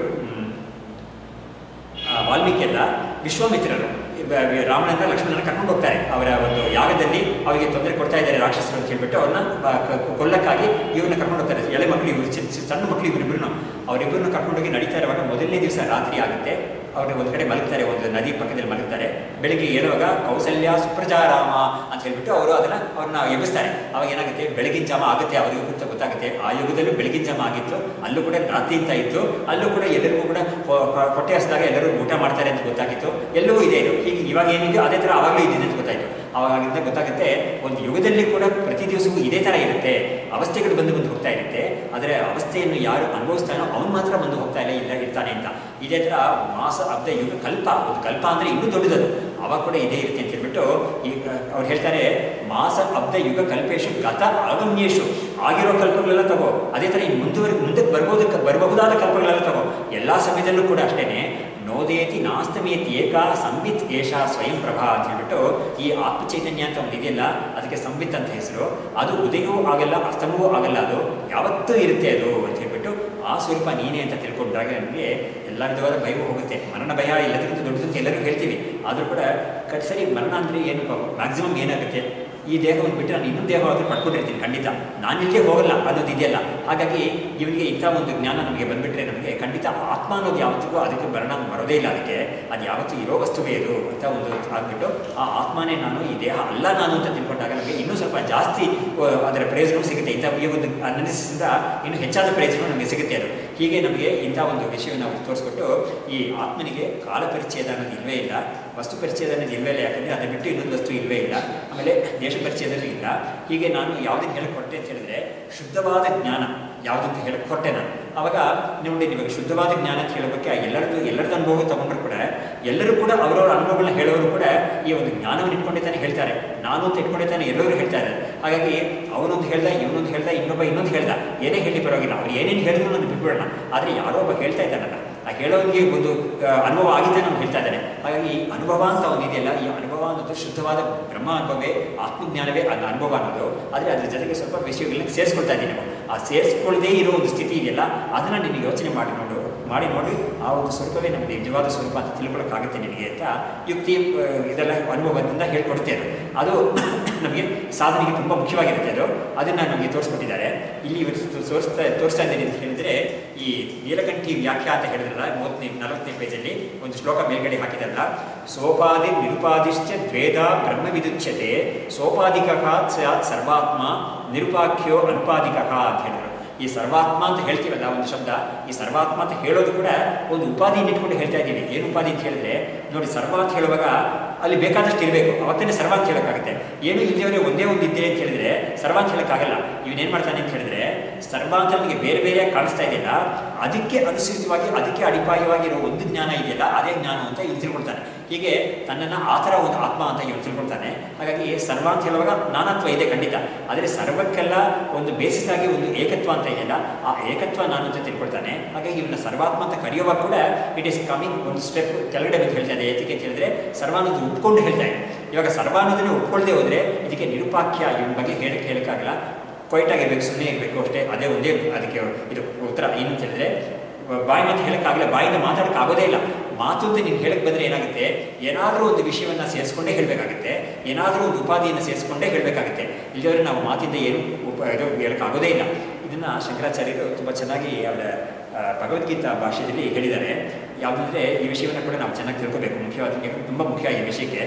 ಯಾವುದು ಅಂತ ಹೇಳಿದ್ರೆ ಈ 2.16 ಅದೇ ತುಂಬ ಮುಖ್ಯವಾದ. ನಾಸತೋ ವಿದ್ಯತೆ ಭಾವೋ ನಾಭಾವೋ ವಿದ್ಯತೆ ಸತಃ ಉಭಯೋರಪಿ ದೃಷ್ಟೋಂತ ಸ್ತನುಯೋ ತತ್ವದೃಷ್ಟಿಭಿ ಅಂತ ಒಂದು ಶ್ಲೋಕ 2ನೇ ಅಧ್ಯಾಯದಲ್ಲಿ ಬರುತ್ತೆ, 16ನೇ ಶ್ಲೋಕ. ಆ ಶ್ಲೋಕಕ್ಕೆ ಭಾಷೆಯಲ್ಲಿ ಬರೆಯುವಾಗ ಶಂಕರಾಚಾರ್ಯರು ಈ ಘಟ ಇದೆ, ಪಟ ಇದೆ, ಆನೆ ಇದೆ ಅಂತ ಎಲ್ಲರೂ ಹೇಳ್ಬಿಟ್ಟು ಎಲ್ಲದರಲ್ಲೂ ಇದೆ ಅಂತ ಒಂದು ಬುದ್ಧಿ ಬರ್ತಾ ಇದೆಯಲ್ಲ, ಆ ಇದೆ ಅನ್ನೋದನ್ನೇ ನಾವು ತಗೋಬೇಕು. ಎಕ್ಸಿಸ್ಟೆನ್ಸ್ ಅನ್ನೋದೇ ಎಲ್ಲದರಲ್ಲೂ ಇದೆ ಅನ್ನೋದನ್ನ ತೋರಿಸಿದ್ರು. ಅಲ್ಲಿ ಅದನ್ನು ತೋರಿಸ್ಬಿಟ್ಟು 13ನೇ ಅಧ್ಯಾಯದಲ್ಲಿ ಇನ್ನೊಂದು ಶ್ಲೋಕ ಬರುತ್ತೆ. ಅದು ನಸತ್ತನ್ ನಾಸುದುಚ್ಯತೆ ಜ್ಞೇಯಂ ಎತ್ತತ್ ಪ್ರವಕ್ಷ್ಯಾಮಿ ಯಜ್ಞಾತ್ವ ಅಮೃತಮಶ್ಚುತೆ ನಸತ್ ಅನಾದಿಮತ್ ಪರಂ ಬ್ರಹ್ಮ ನಸತ್ತನ್ ನಾಸುದುಚ್ಯತೆ ಅಂತ ಒಂದು ಶ್ಲೋಕ ಬರುತ್ತೆ. 13ನೇ ಅಧ್ಯಾಯದಲ್ಲಿ ಬರುತ್ತೆ. ಅಲ್ಲಿ ಹೇಳುವಾಗ ಅದಕ್ಕೆ ಹೇಳ್ತಾರೆ, ಆ ಗೀತೆಯಲ್ಲಿ ಶ್ಲೋಕದಲ್ಲೇ ಹೇಳ್ತೆ ಅಂತ ಹೇಳಿದ್ರೆ, ನಾವು ತಿಳ್ಕೋಬೇಕಾದ ಬ್ರಹ್ಮ ಯಾವುದಿದೆಯೋ ಬ್ರಹ್ಮಸ್ವರೂಪ ಇದೆಯಾ, ಅದನ್ನು ಇದೆ ಅಂತಲೂ ಹೇಳಲ್ಲ, ಇಲ್ಲ ಅಂತಲೂ ಹೇಳಲ್ಲ ಅದು ಅಂತ ಹೇಳ್ತಾರೆ. ಇದೇನಪ್ಪ ಇದು ಒಗಟ್ಟು ಥರ ಇದೆಯಲ್ಲ, ಅದು ನೋಡೋಕ್ಕೆ ಅದು ಸತ್ತಂತನೂ ಇಲ್ಲ, ಅಸತ್ತಂತನೂ ಹೇಳಲ್ಲ ಅದನ್ನು ಅಂತ ಹೇಳ್ತಾರಲ್ಲ, ಇದೇನಿದು ಒಗಟ್ಟು ಥರ ಇದೆಯಲ್ಲ ಅಂತ ಒಂದು ಪ್ರಶ್ನೆಯನ್ನು ಶಂಕರಾಚಾರ್ಯರೇ ಮಾಡಿ ಏನು ಹೇಳ್ತಾರೆ, ಉತ್ತರ ಕೊಡ್ತಾರೆ ಅಂತ ಹೇಳಿದ್ರೆ, ನೋಡು ನೀನು ಲೋಕದಲ್ಲಿ ಯಾವುದನ್ನೇ ಇದೆ ಅಂತ ಹೇಳ್ತೀಯ ಅಂತ ಹೇಳಿದ್ರೆ ಒಂದಾನೊಂದು ಸಮಯದಲ್ಲಿ ಉತ್ಪತ್ತಿ ಆಗಿದ್ದನ್ನು ಇದೆ ಅಂತ ಹೇಳ್ತೀಯ. ಇವಾಗ ನೋಡಿ, ಒಂದು ಮಗು ಹುಟ್ಟಿದ ಮೇಲೆ ನಾವು ಇದೆ ಅಂತ ಹೇಳ್ತೀವಿ. ಮಗು ಹುಟ್ಟಕ್ಕೆ ಮುಂಚೆ ಇದೆ ಅಂತ ಹೇಳೋಕ್ಕಾಗುತ್ತೆ ನಾವು? ಇಲ್ಲ ಅಂತ ಹೇಳ್ತೀವಿ. ಇವಾಗ ಈ ಮನೇಲಿ ಯಾರಪ್ಪ ಇದ್ದಾರೆ ಅಂತ ಹೇಳಿದ್ರೆ ಗಂಡ ಹೆಂಡತಿ ಮಾತ್ರ ಹೇಳ್ತಾರೆ. ಅದು ಮಕ್ಕಳನ್ನ ಯಾರು ಹೇಳೋಕ್ಕಾಗಲ್ಲ. ಯಾಕಂದರೆ ಇನ್ನು ಮಕ್ಕಳು ಯಾರು ಹುಟ್ಟಿಲ್ಲ. ಆದರೆ ಮಕ್ಕಳು ಹುಟ್ಟಿರುವಾಗ ಏನು ಮಾಡ್ತಾರೆ, ಇವ್ರನ್ನ ಸೇರಿಸ್ಕೊಂಡು ಹೇಳ್ತಾರೆ, 4 ಜನ ಇದ್ದೀವಿ ನಾವು ಅಂತ ಹೇಳ್ತಾರೆ. ಹಾಗಾಗಿ ಇದೇ ಅಂತ ಒಂದು ವಸ್ತುವನ್ನು ಯಾವಾಗ ಹೇಳ್ತೀವಿ ಅಂತ ಹೇಳಿದ್ರೆ ಉತ್ಪತ್ತಿ ಆದಮೇಲೆ. ಇವಾಗ ಮನೆಯಲ್ಲಿ ಕೂಡ ಒಬ್ರು ಬಂದ ಮೇಲೆ ಅಡುಗೆ ಇದೆಯಾ ಅಂತ ಕೇಳಿದ್ರೆ ಅಡುಗೆ ಮಾಡಿದ್ಮೇಲೆ ತಾನೇ ಇದೆ ಅಂತ ಹೇಳೋಕ್ಕಾಗುತ್ತೆ. ಅಡುಗೆ ನೀವು ಮಾಡೋಕ್ಕೆ ಮುಂಚೆ ಆಕೆ ಹೇಳೋಕ್ಕಾಗಲ್ಲ, ಇದೆ ಅಂತ ಹೇಳೋಕ್ಕಾಗಲ್ಲ. ಇದೆ ಅಂತ ಹೇಳಬೇಕಾದ್ರೆ ಉತ್ಪತ್ತಿ ಆಗಿರಬೇಕು ಆ ವಸ್ತು, ಆವಾಗ ನಾವು ಇದೆ ಅಂತ ಹೇಳ್ತೀವಿ. ಹಾಗಾಗಿ ಲೋಕದಲ್ಲಿ ನೀನು ಎಲ್ಲ ವಸ್ತುವನ್ನು ಕೂಡ ಉತ್ಪತ್ತಿ ಆಗಿ ಕೂತಿರೋ ವಸ್ತುವನ್ನು ನೀನು ಇದೆ ಅಂತ ಹೇಳ್ತೀಯ. ಆದರೆ ಬ್ರಹ್ಮವನ್ನು ಆ ಥರ ಹೇಳೋಕ್ಕಾಗಲ್ಲ. ಯಾಕಂದರೆ ಅದು ಉತ್ಪತ್ತಿ ಆಗಿ ಇದೆ ಅಂತ ಅನಿಸ್ಕೊಳ್ಳಲ್ಲ ಅದು. ಹಾಗಾಗಿ ಅದು ಶುದ್ಧವಾಗಿ ಯಾವಾಗಲೂ ಇದೆ ಆ ವಸ್ತು. ಹಾಗಾಗಿ ಅದು ಉತ್ಪತ್ತಿ ಆದಮೇಲೆ ಬಂದಿರೋ ವಸ್ತು ಅಲ್ಲ ಅದು. ಹಾಗಾಗಿ ಅದನ್ನು ಇದೆ ಅಂತ ಹೇಳೋಕ್ಕಾಗಲ್ಲ ನಾವು ಅಂತ ಹೇಳಿದ್ರು. ಸರಿ, ಇಲ್ಲ ಅಂತ ಒಂದು ಶಬ್ದ ಇದೆಯಲ್ಲ, ಅದನ್ನು ಯಾವಾಗ ಹೇಳ್ತೀವಿ ಅಂತ ಹೇಳಿದ್ರೆ, ಒಂದು ವಸ್ತು ಉತ್ಪತ್ತಿಯಾಗಿ ಸ್ವಲ್ಪ ಕಾಲ ಇದ್ದು ನಾಶವಾಗುತ್ತಲ್ಲ, ನಾಶವಾದ ಮೇಲೆ ಅದನ್ನಿಲ್ಲ ಅಂತ ಹೇಳ್ತೀವಿ. ಇವಾಗ ಮನೆಗೆ ಬಂದುಬಿಟ್ಟು ನಮ್ಮ ತಂದೆ ತೀರ್ಕೊಂಡ್ಬಿಟ್ಟಿದ್ದಾರೆ, 1 ವರ್ಷ ಆದಮೇಲೆ ಯಾರೋ ಒಬ್ಬರು ಮನೆಗೆ ಬರ್ತಾರೆ, ಅದು ತಂದೆಯವರು ಇದ್ದಾರಪ್ಪ ಅಂತ ಕೇಳಿದ್ರೆ ಇಲ್ಲ ತಂದೆಯವರು ಇಲ್ಲ ಇವಾಗ ಅಂತ ಹೇಳ್ತೀವಿ. ಏನು ಯಾತಕ್ಕೆ ಹೇಳ್ತೀವಿ? ಅವರು ಇವಾಗ ಇಲ್ಲ, ಜೀವಂತವಾಗಿ ಇಲ್ಲ, ಅವರು ಮುಂಚೆ ಇದ್ದರು ಅವರು, ಆದರೆ ಇವಾಗ ಇಲ್ಲ ಅವರು ಅಂತ ಹೇಳ್ತೀವಿ. ಆವಾಗ ಇಲ್ಲ ಅನ್ನೋ ಶಬ್ದ ಕೂಡ ನಾವು ಎಲ್ಲಿ ಹೇಳ್ತೀವಿ ಅಂತ ಹೇಳಿದ್ರೆ, ಯಾವುದೋ ಒಂದು ವಸ್ತು ಇದ್ದು ಅದು ಕಾಲಾಂತರವಾಗೋಗ್ಬಿಟ್ಟಿದೆ, ಕಾಲ ಮಿತಿ ಆಗೋಗಿದೆ, ಆಮೇಲೆ ಅದು ಇಲ್ಲ ಅಂತ ಹೇಳ್ತೀವಿ. ಇವಾಗ ಈ ತರಗತಿ ಕೂಡ 4:30 ಇಂದ 5:30 ತನಕ ನಡೆಯೋ ತರಗತಿ 6 ಗಂಟೆಗೆ ಒಬ್ಬರು ಬಂದು ಕೇಳಿದ್ರೆ ಇಲ್ಲ ತರಗತಿ ಇಲ್ಲ ಇವತ್ತು ಅಂತ ಹೇಳಿ ಆಗೋಯ್ತು ಅಂತ ಹೇಳ್ತೀವಿ ನಾವು. ಹಾಗಾಗಿ ಇವಾಗಿಲ್ಲ ತರಗತಿ ಅಂತ ಹೇಳ್ತೀವಿ. ಹಾಗಾಗಿ ಯಾವಾಗ ಅದು ಜೀವಂತವಾಗಿ ಇದ್ಕೊಂಡು ಯಾವಾಗ ಅದು ಏನು ಪ್ರೋಸೆಸ್ ಇದೆಯೋ ಆವಾಗಲೇ ಇಟ್ ಈಸ್ ಅಂತ ಹೇಳ್ತೀವಿ. ಅದು ಆದಮೇಲೆ ಅದನ್ನು ಇಲ್ಲ ಅಂತ ಹೇಳ್ಬಿಡ್ತೀವಿ. ಆದರೆ ಬ್ರಹ್ಮವನ್ನು ಆ ಥರ ಇಲ್ಲ ಅಂತ ಹೇಳೋಕ್ಕಾಗಲ್ಲ. ಯಾಕಂದರೆ ಅದು ನಾಶ ಇಲ್ಲವೇ ಇಲ್ಲ, ಬ್ರಹ್ಮಕ್ಕೆ ಯಾವಾಗಲೂ ಇರೋದು. ಹಾಗಾಗಿ ಬ್ರಹ್ಮವನ್ನು ಇದೆ ಅಂತಲೂ ಹೇಳೋಕ್ಕಾಗಲ್ಲ. ಯಾಕಂದರೆ ಹುಟ್ಟಿ ಬಂದು ಇದೆ ಅಂತ ಹೇಳೋಕ್ಕಾಗಲ್ಲ, ನಾಶವೂ ಆಗಿರೋದಿಲ್ಲದೆ ಇರೋದ್ರಿಂದ ಅದನ್ನು ಇದೆ ಇಲ್ಲ ಅಂತಲೂ ಹೇಳೋಕ್ಕಾಗಲ್ಲ ಅಂತ ಹೇಳ್ಬಿಟ್ಟು ಈ 2 ವಿಷಯಗಳು ಕೂಡ ಯಾವುದಕ್ಕಾಗುತ್ತೆ ಅಂತ ಹೇಳಿದ್ರೆ ಲೋಕದಲ್ಲಿರೋ ವಿಷಯಗಳಿಗೆ ಮಾತ್ರ ಇದೆ ಇಲ್ಲ ಅನ್ನೋ ಶಬ್ದಗಳಾಗುತ್ತೆ. ಆದರೆ ಬ್ರಹ್ಮಕ್ಕೆ ಇದೆ ಇಲ್ಲ ಅನ್ನೋದು ಹೇಳೋಕ್ಕಾಗೋದೇ ಇಲ್ಲ ಅದಕ್ಕೆ ಅಂತ ಹೇಳ್ಬಿಟ್ಟು ಅವರು ಬ್ರಹ್ಮದ ವಿಷಯಕ್ಕೆ ಯಾವುದೇ ಶಬ್ದವನ್ನು ಕೂಡ ನಾವು ಉಪಯೋಗಿಸೋಕ್ಕಾಗಲ್ಲ ಅನ್ನೋದನ್ನು ಅವರು ತುಂಬ ಚೆನ್ನಾಗಿ ಅದನ್ನು ತೋರಿಸ್ಕೊಡ್ತಾರೆ. ಹೇಗೆ ತೋರಿಸ್ಕೊಡ್ತಾರೆ ಅಂತ ಹೇಳಿದ್ರೆ, ಅದು ಶಂಕರಾಚಾರ್ಯರು ಕಲ್ಪನೆ ಮಾಡಿದ್ದಲ್ಲ, ಅದು ವ್ಯಾಕರಣದ ಶಾಸ್ತ್ರದ ಪ್ರಕಾರನೇ ಶಬ್ದಗಳು ಅಂತ ತಗೊಂಡ್ರೆ ಆ ಶಬ್ದಗಳು ಒಂದರಲ್ಲಿ ಒಂದು ಕ್ರಿಯೆಗೆ ಸಂಬಂಧಪಟ್ಟಿರುತ್ತೆ ಅಥವಾ ಒಂದು ಗುಣಕ್ಕೆ ಸಂಬಂಧಪಟ್ಟಿರುತ್ತೆ. ಇಲ್ಲಿ ಹೋದರೆ ಜಾತಿಗೆ ಸಂಬಂಧಪಟ್ಟಿರುತ್ತೆ. ಹಾಗಾಗಿ ಜಾತಿ, ಗುಣ, ಕ್ರಿಯಾ ಇಂಥ ಇರುತ್ತೆ. ಆಮೇಲೆ ಸಂಬಂಧ ಅಂತ ಒಂದು ಸೇರಿಸ್ಕೊಂಡಿದ್ದಾರೆ. ಈ 4 ಶಬ್ದಗಳನ್ನ ಮಾತ್ರ ಹಾಕೊಳ್ಳಿ ನೀವು, ಆಮೇಲೆ ನಾನು ಎಕ್ಸ್ಪ್ಲನೇಷನ್ ಕೊಡ್ತೀನಿ. ಜಾತಿ, ಗುಣ, ಕ್ರಿಯಾ, ಸಂಬಂಧ ಅಂತ ಈ 4ರಲ್ಲಿ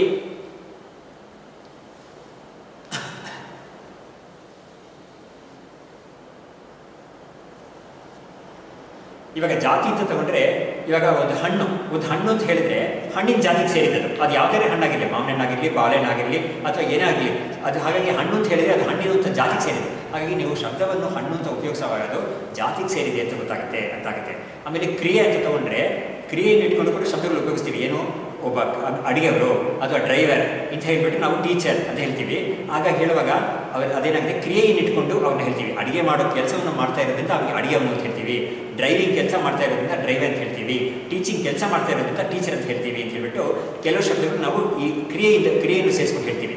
ಇನ್ನು ಕೆಲವು ಶಬ್ದಗಳು ಗುಣವನ್ನು ಸೇರಿಸ್ಕೊಂಡು ಹೇಳ್ತೀವಿ. ಹಾಗೆ ಅಂತ ಹೇಳಿದ್ರೆ, ಕಪ್ಪು ಹಸು ಇದೆಯಲ್ಲ ಅಂತ ತಗೊಂಬ, ನಾನು ಒಂದು ಪೂಜೆ ಮಾಡೋಕ್ಕೆ ಕೆಲವು ಸತಿ ಕಪ್ಪು ಹಸು ಬೇಕಾಗುತ್ತೆ, ಅದನ್ನ ತಗೊಂಬ ಅಂತ ಹೇಳ್ತೀವಿ, ಕರ್ಕೊಂಬ ಅಂತ ಹೇಳ್ತೀವಿ. ಅಥವಾ ಕೆಂಪು ಹೂ ತಗೊಂಬ ಅಂತ ಹೇಳ್ತೀವಿ. ಒಂದು ಪೂಜೆಗೆ ಬಿಳಿ ಹೂ ಎಲ್ಲ ಬೇಡ, ನನಗೆ ಕೆಂಪು ಹೂ ತಗೊಂಬ, ಗಣಪತಿ ಪೂಜೆಗೆ ಅದೇ ಶ್ರೇಷ್ಠ ಅಂತ ಹೇಳ್ತೀವಿ. ಹಾಗಾಗಿ ಹೂವಿನಲ್ಲಿ ಕೂಡ ನಮಗೆ ಕೆಂಪು, ಕಪ್ಪು, ಬಿಳಿ ಹೂ ಅಂತೆಲ್ಲ ಇದೆ, ನೀಲಿ ಇಂಥದ್ದೇ ಇದೆ. ಹಾಗಾಗಿ ಆ ನೀಲಿ ಅನ್ನೋ ಗುಣ, ಕಪ್ಪು ಅನ್ನೋ ಗುಣವನ್ನು ಸೇರಿಸ್ಕೊಂಡು ನಾವು ಹೇಳ್ತೀವಿ. ಅಥವಾ ಆ ದಪ್ಪಗಿದಾರಲ್ಲ ಅವ್ರು ಕರಿ ಒಳಗಡೆ ಅಂತ ಹೇಳ್ತೀವಿ. ಹಾಗಾದರೆ ಮನುಷ್ಯನಿಗೆ ನಾವು ಆ ದಪ್ಪ ಅಂತ ಒಂದು ಗುಣವನ್ನು ಸೇರಿಸಿದ್ವಿ ನಾವು. ಹಾಗಾಗಿ ಇವ್ರನ್ನ ಕರಿತ ಹೇಳಿದಾಗ ನಾವು ಇದನ್ನು ಸೇರಿಸಿ ಹೇಳ್ತೀವಿ ನಾವು.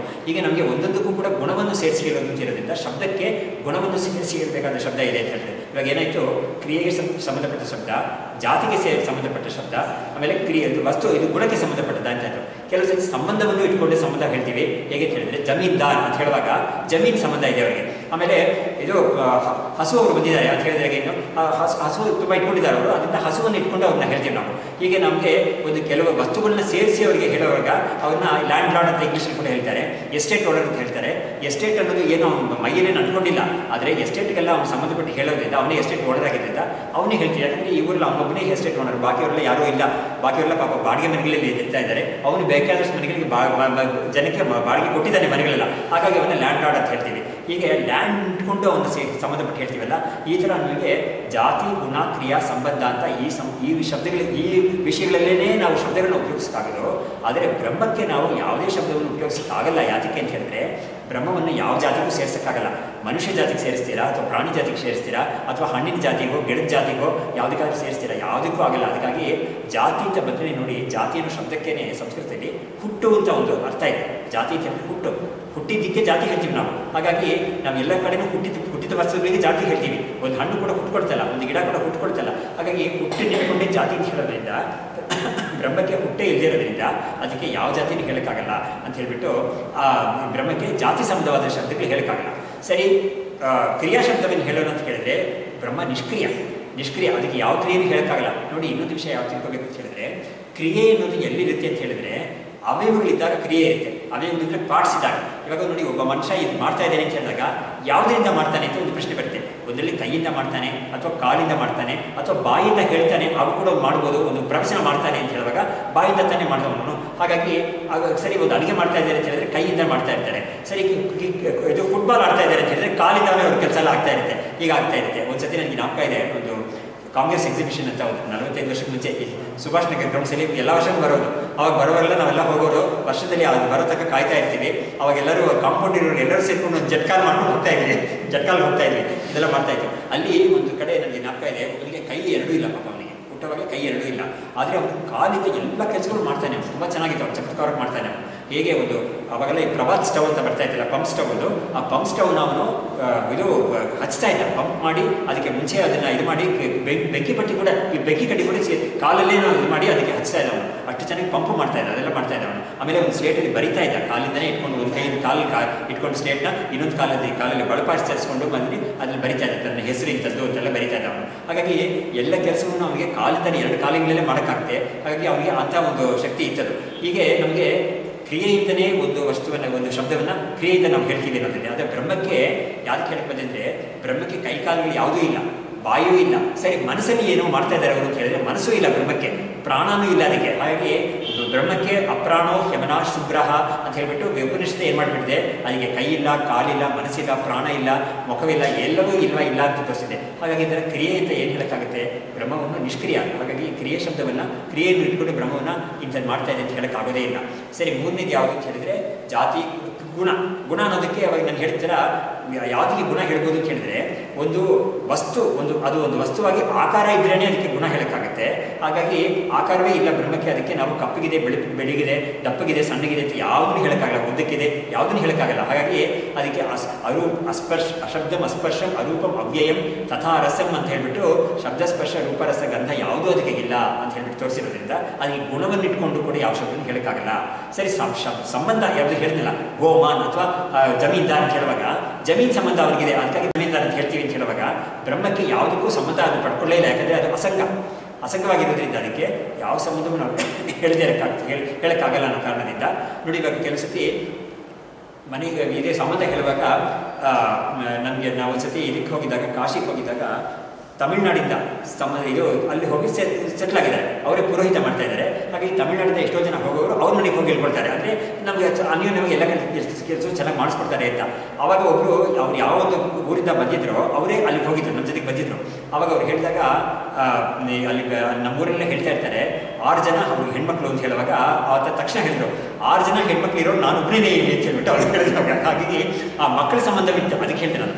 6 ಜನ ಹೆಣ್ಮಕ್ಳ ಸಂಬಂಧವಿದ್ದ ಅವ್ರು ಹೇಳಿದ್ರು, 6 ಜನ ಹೆಣ್ಮಕ್ಳು ನನಗೆ ಗಂಡು ಮಕ್ಳು ಇಲ್ಲೇ ಇಲ್ಲ ಅವರಿಗೆ. ಹಾಗಾಗಿ 6 ಜನ ಹೆಣ್ಮಕ್ಳು ಇರೋ ನಾನು ಒಬ್ಬನೇ ಅಂತ ಹೇಳ್ಬಿಟ್ಟು ಖುಷಿಯಾಗಿ ಹೇಳಿದ್ರು, ತಮಾಷೆಗೆ ಹೇಳಿದ್ರು ಅವರು. ಹಾಗಾಗಿ ಮಕ್ಕಳ ಸಂಬಂಧ ಇಟ್ಕೊಂಡು ಇಷ್ಟು ಜನ ಮಕ್ಕಳಿದ್ದಾರೆ ಅಂತ ಸಂಬಂಧ ಇಟ್ಕೊಂಡು ಹೇಳ್ತೀವಿ. ಹಾಗಾಗಿ ಅವರಿಗೆ ಬೇರೆಯೂ ಹೆಸರು ಕೊಟ್ಟಿದ್ದಾರೆ, ತಂದೆ ತಾಯಿಗಳು ಒಳ್ಳೆ ಹೆಸರು ಕೊಟ್ಟಿದ್ದಾರೆ ಅವರಿಗೆ, ಪುರೋಹಿತರು ಅಂತ ಹೆಸರು ಬಂದಿದೆ ಅವರಿಗೆ. ಆದರೂ ಕೂಡ 6 ಜನ ಹೆಣ್ಮಕ್ಳ ತಂದೆ ಇವರು ಅಂತ ಹೇಳ್ಬಿಟ್ಟು ಆ ಥರ ಒಂದು ಸಂಬಂಧವನ್ನು ಅವರಿಗೆ ಮಾಡ್ತಾರೆ. ಹೀಗೆ ನಮಗೆ ಆ ಥರ ಸಂಬಂಧ ಮಾಡೋಣ ಅಂತ ಹೇಳಿದ್ರೆ ಬ್ರಹ್ಮಕ್ಕೆ ಅಸಂಗ, ಅದು ಯಾವುದೇ ಸಂಬಂಧವನ್ನು ಪಡ್ಕೊಳ್ಳೋದೇ ಇಲ್ಲ. ಹಾಗಾಗಿ ಅದಕ್ಕೆ ಎಂಥ ಸಂಬಂಧದಿಂದಲೂ ಹೆಸರು ಶಬ್ದ ಹೇಳೋಕ್ಕಾಗಲ್ಲ ಅಂತ ಹೇಳ್ಬಿಟ್ಟು ಜಾತಿ ಗುಣ ಕ್ರಿಯಾ ಸಂಬಂಧ ಯಾವ ಸಂಬಂಧ ವಿಷಯವಾದ ಶಬ್ದವೂ ಅದಕ್ಕೆ ಆಗಲ್ಲ ಅಂತ ಹೇಳ್ಬಿಟ್ಟು ಬ್ರಹ್ಮಕ್ಕೆ ವಾಸ್ತವವಾಗಿ ಶಬ್ದ ಏನು ಇಲ್ಲವೇ ಇಲ್ಲ ಅಂತ ತೀರ್ಮಾನ ಮಾಡಿದ್ರು. ಸರಿ, ಹಾಗಾದರೆ ಬ್ರಹ್ಮ ಅಂತ ನೀವು ಶಬ್ದ ಹೇಳ್ತಾ ಇದೆಯಲ್ಲ, ಅದರಿಂದ ಬಂತು ಅಂತ ಒಂದು ಪ್ರಶ್ನೆ ಬರ್ತಿದೆ. ಅದಕ್ಕೆ ಕೂಡ ಏನು ಮಾಡಿದ್ದಾರೆ ಅಂತ ಹೇಳಿದ್ರೆ, ನಮ್ಮ ಒಂದು ಉಪನಿಷತ್ತಲ್ಲೇ ಅದು ಹೇಳಿದೆ, ಮಹೋಪನಿಷತ್ ಅಂತ. ಅದಕ್ಕೆ ಆ ಶ್ಲೋಕ ಕೂಡ ಹಿಂದೆ ಬರ್ಸಿದ್ದೀನಿ ನಿಮಗೆ. ಅದೇನು ಬರುತ್ತೆ ಅಂತ ಹೇಳಿದ್ರೆ, ಋತಂ ಆತ್ಮ ಪರಂ ಬ್ರಹ್ಮ ಸತ್ಯಂ ಇತ್ಯಾದಿಕ ಬುಧೈಃ ಕಲ್ಪಿತ ವ್ಯವಹಾರಾರ್ಥಂ ತಸ್ಯ ಸಂಜ್ಞಾ ಮಹಾತ್ಮನಃ ಅಂತ ಒಂದ್ಸತಿ ಬರ್ಕೊಳ್ಳದೆ ರುಚಿ ಹೇಳಿದರೆ ಒಂದ್ಸತಿ ಬರ್ಕೊಬಾರ್ದು ಅದನ್ನು ನಾನು ಹೇಳ್ತೀನಿ. ಎರಡು ಲೈನ್ ಇರೋ ಶಬ್ದ ಶ್ಲೋಕನೇ ಅದು. ಇಟ್ಸ್ ಕ್ವೈಟ್ ವೆರಿ ಇಂಪಾರ್ಟೆಂಟ್ ಅದು. ಋತಂ ಅಂತ ಒಂದು ಋತಂ ಆತ್ಮ ಋಷಿ ಬರ್ತಿಲ್ಲ ಋತಂ ಅಂತ ಆ ಋತಂ ಬರಬೇಕು, ಋಷಿ ಅನ್ನೋದು ಆ ಋತು ಬರಬೇಕು. ಋತಂ ಆತ್ಮ ಪರಂ ಪರಂ ಬ್ರಹ್ಮ ಸತ್ಯ ಇತ್ಯಾದಿಕ ಇತ್ಯಾದಿಕಾಹ ಅಂತ ವಿಸರ್ಗ ಹಾಕೊಳ್ಳಿ, ನೀವು ಓದ್ಕೊಳ್ಳೋಕೆ ಅನುಕೂಲಾಗುತ್ತೆ. ಬುಧೈಹಿ ಬುಧೈಹಿ ಬುಧೈಹಿ ಬುಧೈಹಿ ಜ್ಞಾನಿಗಳು ಬುಧೈಹಿ ಕಲ್ಪಿತಾಹ ಕಲ್ಪಿತಾಹ ವ್ಯವಹಾರಾರ್ಥಂ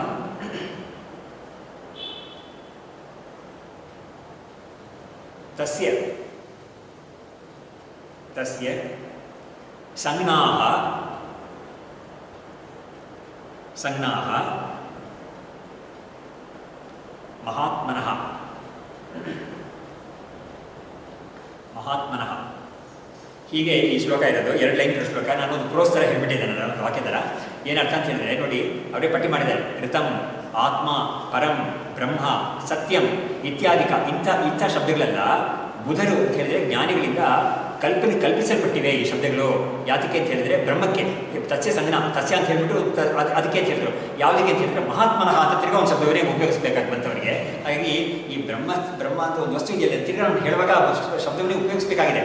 ಯಾತಕ್ಕೆ ಉಪಯೋಗಿಸಬೇಕಾಗಿದೆ ಅಂತ ಹೇಳಿದ್ರೆ, ಯಾರಾದರೂ ಒಬ್ಬರು ಬಂದು ಅವರಿಗೆ ಈ ಬೋಧೆ ಮಾಡಬೇಕಾದ್ರೆ ಈ ಶಬ್ದಗಳು ಬೇಕಲ್ವಾ, ಅದನ್ನು ತಿಳ್ಕೊ ಅಂತ ಕೇಳಿದ್ರೆ ಯಾವುದನ್ನು ತಿಳ್ಕೊಳ್ಬೇಕಪ್ಪ ಅಂತ ಕೇಳ್ತಾರೆ ಅವರು. ಬ್ರಹ್ಮವನ್ನು ತಿಳ್ಕೊಬೇಕಪ್ಪ ಅಂತ ಹೇಳುವಾಗ ಬ್ರಹ್ಮ ಅಂತ ಒಂದು ಶಬ್ದವನ್ನು ಉಪಯೋಗಿಸ್ತೀವಿ. ಆದರೆ ಆ ಬ್ರಹ್ಮ ಅನ್ನೋ ಶಬ್ದವೇ ಕೂಡ ಒಂದು ಕಲ್ಪಿತ ಮಾಡಿ, ಯಾತಕ್ಕೆ ಅಂದರೆ ದೊಡ್ಡದಾಗಿದೆ ಅಂತ ಒಂದು ಕಾರಣದಿಂದ ಬ್ರಹ್ಮ ಅಂತ ಹೇಳಿದ್ದಾರೆ. ಹಾಗಾಗಿ ಆತ್ಮ ಅಂತ ಹೇಳುವಾಗ ನಾನು ಹೇಳಿದ್ದಾರೆ ಎಲ್ಲದಕ್ಕೂ ಎಸೆನ್ಸ್ ಆಗಿದೆ ಅದು ಅಂತ ಆತ್ಮ ಅಂತ ಶಬ್ದ. ಸತ್ಯಂ ಅನ್ನೋದು ಕೂಡ ಎಲ್ಲರೂ ಯಾವಾಗಲೂ ಇರುತ್ತೆ ಅಂತ ಕಾರಣದಿಂದ ಸತ್ಯಂ ಅಂತ. ಹೀಗೆ ಪರಂ ಅಂತ ಹೇಳಿದ್ರೆ ಎಲ್ಲದಕ್ಕಿಂತ ಉತ್ಕೃಷ್ಟವಾದ್ದು ಅಂತ ಹೇಳ್ಬಿಟ್ಟು ಪರಂ ಅಂತ ಹೀಗೆ ಶಬ್ದಗಳೆಲ್ಲ ಹೇಳಿದ್ದಾರೆ. ಆದರೆ ಅದು ಹೇಳುವಾಗಲೂ ಕೂಡ ವಾಸ್ತವವಾಗಿ ಆ ಒಂದು ವಸ್ತು ಇದೆಯಲ್ಲ, ಆ ವಸ್ತುವಿಗೆ ನಾವು ಯಾವ ಶಬ್ದಗಳು ಹೇಳೋಕ್ಕಾಗಲ್ಲ. ನಾನು ಇವಾಗಲೇ ಅದನ್ನು ಡೆಮಾನ್ಸ್ಟ್ರೇಟ್ ಮಾಡಿದೆ. ಜಾತಿ ಗುಣ ಕ್ರಿಯಾ ಶಬ್ದ ಸಂಬಂಧ ಇದ್ರೇನೇ ಶಬ್ದಗಳನ್ನ ಶಬ್ದಗಳು ಬರೋಕ್ಕಾಗುತ್ತೆ ಅಂತ ವ್ಯಾಕರಣ ಶಾಸ್ತ್ರದಲ್ಲಿ ಹೇಳಿದ್ದಾರೆ. ಹಾಗಾಗಿ ಇವುಗಳು ಯಾವುದೂ ಇಲ್ಲ ಅಂತ ಹೇಳಿದ್ಮೇಲೆ ಆ ಬ್ರಹ್ಮಕ್ಕೆ ನಾವು ಆ ವಸ್ತುವಿಗೆ ಯಾವ ಶಬ್ದವನ್ನು ಹೇಳೋಕ್ಕಾಗಲ್ಲ. ಆದರೂ ಕೂಡ ನಮಗೆ ಆ ವಸ್ತುವನ್ನು ವ್ಯವಹಾರ ಮಾಡಬೇಕಾಗಿದೆ, ಅದನ್ನು ತಿಳಿಸ್ಕೊಳ್ಬೇಕಾಗಿದೆ, ಅದನ್ನು ತಿಳ್ಕೊಬೇಕಾಗಿದೆ. ಅಷ್ಟು ಮಟ್ಟಿಗೂ ವ್ಯವಹಾರ ಇದೆಯಲ್ಲ ನಮಗೆ. ಆ ವ್ಯವಹಾರಕ್ಕಾಗಿ ಈ ಶಬ್ದಗಳನ್ನೆಲ್ಲ ಕಲ್ಪನೆ ಮಾಡಿದ್ದಾರೆ ಬುಧರು ಅಂತ ಹೇಳ್ಬಿಟ್ಟು. ಆದರೂ ಕೂಡ ಈ ಶಬ್ದಗಳೆಲ್ಲ it is not really its name, it's only they are only simply indicators ಅಂತ ಹೇಳ್ಬಿಟ್ಟು ಈ ಕಾರಣದಿಂದ ಈ ಶಬ್ದಗಳೆಲ್ಲ ಕಲ್ಪನೆ ಮಾಡಿದ್ದಾರೆ ಅಂತ ಹೇಳಿದೆ ಹೊರತು ವಾಸ್ತವವಾಗಿ ಅದಕ್ಕೆ ಯಾವ ಶಬ್ದವೂ ಇಲ್ಲವೇ ಇಲ್ಲ ಅಂತ ಹೇಳಿದ್ರು. ಅದನ್ನಿಟ್ಕೊಂಡು ಶಂಕರಾಚಾರ್ಯರು 13ನೇ ಅಧ್ಯಾಯದ ಗೀತೆಯಲ್ಲಿ ನಸತ್ತನ್ ನಾಸದುಚ್ಯತೆ ಅಂತ ಹೇಳುವಾಗ ಲೋಕದಲ್ಲಿರೋ ವಸ್ತುಗಳಿಗೆ ಇದೇ ಇಲ್ಲ ಅನ್ನೋ ಒಂದು ವ್ಯವಹಾರ ನಡೆಯುತ್ತೆ. ಆದರೆ ಬ್ರಹ್ಮಕ್ಕೆ ನೀವು ಇದೇ ಇಲ್ಲ ಅನ್ನೋ ವ್ಯವಹಾರ ಆಗೋದೇ ಇಲ್ಲ. ಯಾಕಂದರೆ ಅದು ಯಾವಾಗಲೂ ಇರೋದು, ಯಾವಾಗಲೂ ಇಲ್ಲದೆ ಹೋಗೋ ವಸ್ತುವೂ ಅಲ್ಲ. ಹಾಗಾಗಿ ಅದಕ್ಕೆ ನೀವು ಯಾವುದೇ ಶಬ್ದವನ್ನು ನೀವು ಉಪಯೋಗಿಸೋಕ್ಕಾಗಲ್ಲ ಅಂತ ಹೇಳ್ಬಿಟ್ಟು ಈ ವಿಷಯಗಳೆಲ್ಲ ಅವರು ಅಲ್ಲಿ ತೋರಿಸ್ಕೊಟ್ಟಿದ್ದಾರೆ. ಹೀಗಾಗಿ ಸರ್ವಾತ್ಮ ಆಗಿರೋ ಈ ಬ್ರಹ್ಮಸ್ವರೂಪವೇ ನಾವಾಗಿದ್ದೀವಿ. ಅಂಥ ಒಂದು ತಿಳುವಳಿಕೆ ಈ ಜ್ಞಾನಿಗೆ ಬರುತ್ತೆ ಅಂತ ಹೇಳ್ಬಿಟ್ಟು ಇದು ನಾನು ಯಾತಕ್ಕೆ ಹೇಳಿದೆ ಅಂದರೆ, ಈ ಶ್ಲೋಕದಲ್ಲಿ ಅವರು ಸೋಪಾಧಿಕ ನಿರುಪಾದಿಶ್ಚ ದ್ವೇಧಾ ಬ್ರಹ್ಮವಿದುಚ್ಯತೆ. ಬ್ರಹ್ಮಜ್ಞಾನಿಯನ್ನು ಸೋಪಾಧಿಕವಾಗಿ ಹೇಳ್ಬೋದು, ನಿರುಪಾಧಿಕವಾಗೂ ಹೇಳ್ಬೋದು, ಉಪಾಧಿ ಸಹಿತವಾಗಿ ಹೇಳೋದು ಅಂತ ಹೇಳಿದ್ರೆ ಏನು, ಸರ್ವಾತ್ಮ ಅಂತ ಹೇಳುವಾಗ ಸರ್ವ ಅಂತ ಒಂದು ಸೇರಿಸ್ಕೊಳ್ತಾನೆ ಹೇಳ್ತಾ ಇದ್ದಾನೆ. ಪ್ರಪಂಚ ಅನ್ನೋದು ಒಪ್ಕೊಂಡು ಇಡೀ ಪ್ರಪಂಚಕ್ಕೂ ಇವನು ಎಸೆನ್ಸ್ ಆಗಿದ್ದಾನೆ ಅಂತ ಹೇಳ್ತೀವಿ. ಆದರೆ ವಾಸ್ತವವಾಗಿ ವೇದಾಂತದ ಒಂದು ಸಿದ್ಧಾಂತದ ಪ್ರಕಾರ ಪ್ರಪಂಚನೇ ಇಲ್ವಲ್ಲ.